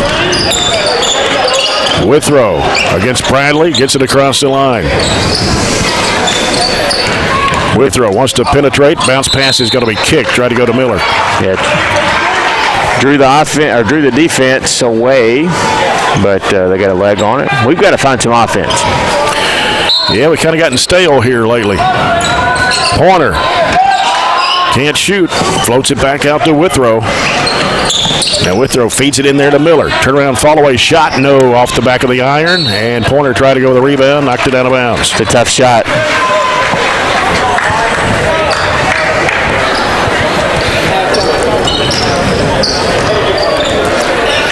4:37 to play. Barren up by 4. And a timeout by Hart County.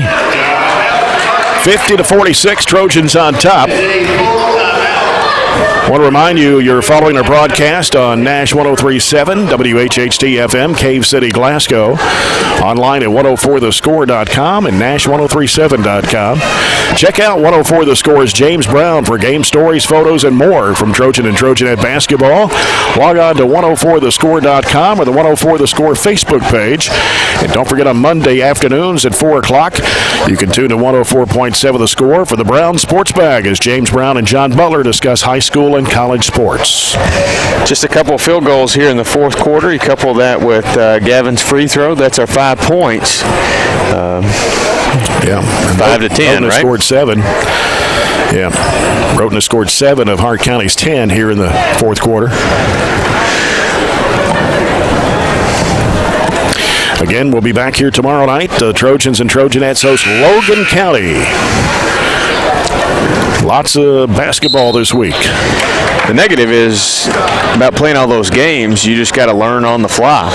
You see things that you want to go correct or work on, whether that's a fast break scenario, that's just walking through the plays. You almost have to get here early and just walk through the plays, walk through some mistakes, and then come back and play. Right. Hart County with a chance to cut it to 1 and a 3-point shot. Working with it, and Rexroth lost it. And here comes Griggs. He'll give it off to Pointer. Pointer going to head to the basket. He'll lay it up and in. We'll take that out of the timeout. Turnover in a bucket. 16 for Tay Pointer. It's 52-46. Barren County with 4:12 to play. Rexroth off to Bradley. Heads to the left elbow. Fires it off right side to Shoulders. Kicks it back left to Bradley for the 3 ball. It is no good. In and out. Big rebound by Aiden Miller. Withrow, bounce pass underneath. Griggs lays it up and in. Should have been a foul there. Good job looking up the floor all the way from the rebound to the assist. Griggs gets up limping. That's going to be tipped off the hand of Roten. Pointer touched it, and then Roten tipped it out of bounds. Good answer. Really good answer there. They had cut it, and then we come back with a couple of good defensive possessions. Put some points on the board. Puts it back up to an 8-point lead at 54-46 with 3:46 to play. Griggs checks out for a little bit. And we got, Withrow got hammered in there trying to go inside. And he'll head to the free throw line for 2 shots. A foul is on Bradley, his third. Really didn't get stopped till he got into the paint, so he said, well, might as well shoot it. 2 shots for Gavin Withrow. First one on the way, and it's good. Puts it back out to a 9-point lead, 55-46. Withrow for the second toss. It's on the way. Got them both. Back to a 10-point lead, 56-46. Barren on a 6-0 run during this spurt with 3:35 to play. Roten with it for Hart County. Cuts back left on the dribble. Fall away shot from 17, no good. Ball going to be saved in bounds by Miller. Pointer's got it for the Trojans. And he's getting pressure in the backcourt, but Bradley gets it across the line. In the corner, Shirley. Down low's Miller. Back out it comes to Pointer. Bats it out to Withrow. 3:08 to play. Withrow getting a lot of pressure from Walters. Right side it goes to Pointer. Setting the screen there is Miller. Jump shot is good from the right elbow for Tay Pointer. Big bucket to push it back out to 12. Did they get it down to 4? They did. It was 50-46. So we got on an 8-0 run. 8-0 run. Barber with it, gives it in the corner to Roten to the left-hand side, wants to go baseline. Shirley cuts him off. Hooks it off in the lane there to Walters against Tay Pointer. Gets rid of it over to Shoulders. Shoulders on the right side against Murphy. He's cut off. Has to do something with it. Gives it to Walters. He's got it in the right corner. He throws it back out to Shoulders. Feeds it back to Walters. He'll lay it up and in. Good defense all but the last 5 seconds there. 58-48. Barren County with 2:18 to play. Withrow, and it's going to be Bradley riding him down the court. His 4th, team's 9th. I think he's got 3 fouls all here this quarter, just back to back to back, hasn't he? Yeah. And Bradley's going to check out as Chenoweth checks back in. Rexroad also coming back in. He'll come in to replace Barber. And I don't think Divorce played the whole half, has he? Shot is missed, tapped up in the air by Miller, and then it came right back to Withrow, and he puts it in. Miller tapped it to Shirley, who tapped it right to Withrow. So I don't know if we give him assists or we just take that bucket back up 11. 59-48. Walters in long range right. Bounce pass in the corner to Rexroad. Rexroad driving, kicks it back over the left side. 3 in the air, good for Chenoweth. You got to expect all of their kids to shoot the 3. Yeah, 60-51. Miller in the corner, back out to Withrow. Oh, it's stolen away. It's Roten all the way by himself. Lays it in. You could see him coming, shooting that gap all the way. Yep. 60-53. Cuts it back down to 7 with a minute and a half to play. Pointer off to Miller. He'll turn on the dribble. He'll give it back out to Withrow. Left side it comes to Shirley. In the corner, Pointer fakes, drives into the lane, goes up and under, flips it up, it's no good. Ryan Shirley, 1 dribble, going back up too strong. Follow up, no good. And rebound to Hart County with a minute 15 to play. Had 1 tough look and 2 point blank looks. Couldn't get it to go. Roten wants to drive, and he pulls up, the shot no good, but a blocking foul. Ryan Shirley. Yeah, Shirley tried to sell that one hard, really leaned into it, and then fell backwards. Probably the right call. That is the 4th team foul on the Trojans with a minute 8 to play. Rexroad sends it out to Roten. Roten wants to drive against Shirley. The right elbow, feeds it down. It's knocked away, but taken back. As Hart County keeps it alive, Roten straight away with a 3. No good. Rebound in there by Gavin Withrow with 53 seconds to play. Withrow getting pressure to backcourt from Rexroad. Gets it across the line. On the right side it goes to Pointer. Pointer on the dribble. They're reaching in on him. There's the foul with 39 seconds to play. The foul will be on Walters, his 2nd, and that is the team's 10th. And Tay Pointer has not been to the charity stripe tonight, but he has scored 14 of his 18 points here in the second half. Shot is up, and it's good.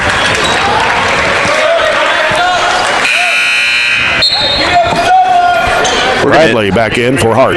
We're going to end up closer to their average than they are, and they're going to end up closer to our average than we are tonight. So we'll take that flip to the script. And Pointer's second shot of the way, good again. Timeout with 39 seconds to play. Barren County up by 9, 62-53 over Hart County. Find out scores and results from middle school to high school each day on our school's website. Go to barren.kyschools.us, click athletics, and then there's sports report. You can find out scores from middle school basketball all the way through freshman and JV.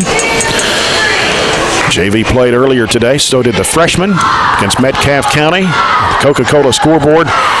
Barren County freshmen lost to Metcalfe 37-27, but the JV beat Metcalfe 53-21. See if we do. District 16 game, Russell County beats Cumberland 54-46. That's a final. Not many other scores around. You know, all those games have been close over the 16th. Clinton only beat Cumberland by what, 5? Yeah. 5 or 7. And then the Clinton game went in overtime, didn't it? I believe that's right. Russell game went in overtime. Yeah. Could be a up for grabs district. It could be, especially on the boys' side. Right. Girls' side, Metcalfe and Russell, I would have to think, are the top 2. Yeah, it depends on definitely what goes on with Russell County's best player. I think Markham's got a big to do with that. Yep. Hart County with the basketball, Barren up by 9. Here's Rex Rote. Right side over to Roten. Roten out to Bradley. They swing it over now to Walters. 28 seconds to play. Trying to get a shot inside. Here's Shoulders falling away on the baseline. It's no good. Bradley with the board. Loose ball foul. I think we'll get Shirley there. Yeah. That's going to be 3 on Ryan Shirley. 5 team fouls on the Trojans, so Hart County will have to take it out. With 20 seconds to play. So it comes out to Roten. Roten wanting to shake off Ryan Shirley. Throws it up inside. It's no good. Rebound taken by Pointer. Go back it up a little bit. And Trojans going to get their 4th win of the season here tonight as time will run down. And Barren County will win it 62-53. Good win over Hart County tonight as Hart County falls to 2-3 on the season. And Barren County improves to 4-3 with a game here tomorrow night against Logan County. Both teams scored 17 points in that final period of play. We'll come back with a CPC Commodities postgame report after this as you're following Barren County High basketball presented by Don Franklin Auto Glasgow on Nash 103.7.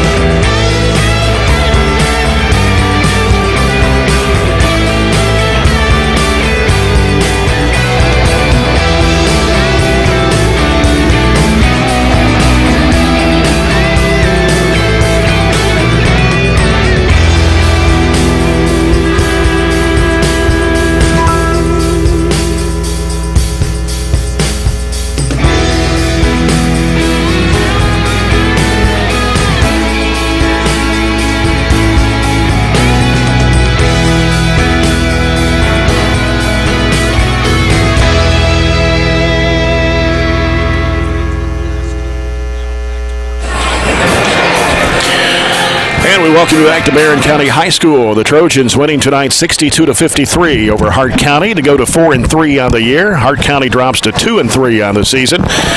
We welcome you to the CPC Commodities post-game report. CPC Commodities, proven on our farm and made for yours. Trojans led 15-11 at the end of the first quarter, 26-23 at halftime. It was 45-36 after 3, and hang on for a 9-point victory, 62-53. Hart County had 20 field goals. 5 of those were three-point shots, and 4 of those came in the second half, and 3 of them came in the last quarter. They hit 8 of 10 from the free throw line. Only one player in double figures. Devin Roten finished with 15.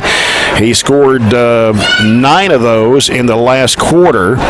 He was the only player in double figures. Julian Barber scores 9. Those were in the first half. 8 points for Keaton Walters, also 8 for Jordan Bradley, 5 for Ethan Chenoweth, 6 for Jackson Shoulders tonight. Ethan DeVore did not score, played just a few minutes tonight. Clark Rexroth did not score in the game. Dustin Butler and Chandler Hudgens saw action but did not score. For the Trojans tonight, had 23 field goals, only 1 three-pointer in the game, but hit 16 of 20 foul shots. 2 players in double figures as Tay Pointer finished the night with 20.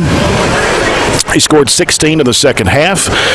Mason Griggs with 18 points tonight. As far as Pointer's field goals, he had 8 field goals and, well, actually 9 field goals and 2 for 2 from the foul line. Mason Griggs had 6 field goals, and he was 6 of 7 from the charity stripe. So both those guys are our Monticello Bank Trojan MVP players of the game. Both Tay Pointer and Mason Griggs combining for 38 of Barren County's 62 points tonight. Gavin Withrow just under double figures with 9 points tonight. He had 3 baskets and 3 of 5 from the foul line. 8 for Aiden Miller coming off the bench. 3 baskets, 2 for 2 from the charity stripe.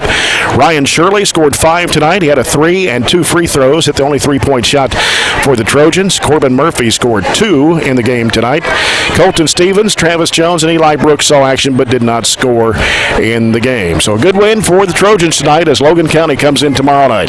Yeah, good win. I think we were very aggressive to the rim tonight, and that's why we shot so many free throws. We didn't rely on that 3, and a good job taking it to the rack, and Mason and Tay well deserved on that player of the game. Mason maybe turned his ankle late. Hopefully he's okay and be ready to go tomorrow. Yeah. Coach Warren Cunningham making his way over for Coach's comments, brought to you by McDonald's. Enjoy a McDonald's meal today at your Glasgow McDonald's as Barren County wins tonight 62-53 over Hart County. Coach, congratulations. Thank you. That was a good win. You held Roten to only 15 points, 11 in the second half, and he had to work for all 15 points he got tonight. Yeah, he did, and he's a good player. I mean, he's athletic, and I thought he caused a lot of problems defensively for us. Offensively, he caused problems for us offensively in the first half because of the way he was playing defense. We tried to go at him a little bit on some things, but that didn't work very good, and you almost have to go away from him a little bit because of the way that he plays defense. But it was a good win. I thought we kind of grinded it out there. We struggled at times offensively in our decision making, but we're learning. We got guys in different positions. We were kind of feeling kind of comfortable, and now it seems like a lot of times it seems like we don't know the plays or the things that we're trying to do because we got guys in different spots. Other than Gavin and maybe Tay, right. We got either guys in there that are inexperienced or we got guys in different spots, and it's just kind of starting back over a little bit from that aspect, but a step in the right direction tonight. Yeah, Tay Pointer and Mason Griggs both combining for 38. Pointer had 20, Griggs had 18, and shot well from the free throw line. We were 16 of 20 from the stripe. Yeah, the thing I like most about Tay's points is that he scored and he didn't make a 3, and that's been kind of unusual for him in his career. Usually, if he scores much, he's got 2, 3, sometimes 4 threes. But I think he really is working on scoring off the dribble. He made some plays in transition that he struggled at earlier in the season and Friday night, but he finished those plays plays. He finished, I think, one of them with his left hand, but he made some really nice plays off the dribble and finishing. And if he can do that consistently, it really changes the dynamics of our team. And I thought Mason was really good. I thought we struggled when he wasn't in the game tonight. And, I've kind of been after him a little bit. He's got to take better care of the ball, but I thought he did a really good job tonight of, he brings some athleticism and can finish some plays and did a lot of really good things. Gav did a nice job he was kind of running ragged there at the end, but he did a good job of handling the pressure and getting the ball down the floor. Yeah, Brian Shirley played some good defense as well tonight, I thought, for you. He does, and he goes after rebounds. He's undersized in there most of the time, but he's pretty fundamental in the way that he plays as far as blocking out and going and getting balls. I thought Corbin was good. I thought that was the best minutes that Corbin has played, and being able to finish a play. He made a nice pass on the break, and just kind of clogging up some things there. So that was good. Aiden and Eli are learning. They're just learning, some things that you can't do and things that you have to do, all those type things. So, we're going to need those guys. And Colton and Travis gave us some good minutes there. Went in the game and guarded and was fighting for rebounds and stuff. So that's got to be our MO. It's got to be a team effort, and we got to get some contributions from a lot of different guys because that's what it's going to take. I know Mason Griggs went out there did he tweak an ankle or? Yeah, I think so. I think it was an ankle maybe there at the end. So we'll. He should be okay though. Quick recovery, hopefully. Yeah, have to be quick with Logan County coming in tomorrow night. Exactly a team that they've only played 2 games this year. Yeah, they have. They played Allen last week and Franklin, so they've only played a couple games. And other than Rooster, they're an inexperienced team, but obviously he's a great player. He's very athletic. He can make plays on both ends of the court. So we'll get some watch some film on them and get ready to go. Quick turnaround, but hey, that's part of this. That's part of a normal season, but certainly part of this season. Coach, congratulations to you. We'll see you tomorrow. Okay, thanks, Jay. Coach Warren Cunningham, the Trojans winning here tonight at home, 62-53 over Hart County. We'll come back with more of our post game in a moment as you're following Barren County High basketball, presented by Don Franklin Auto Glasgow on Nash 103.7.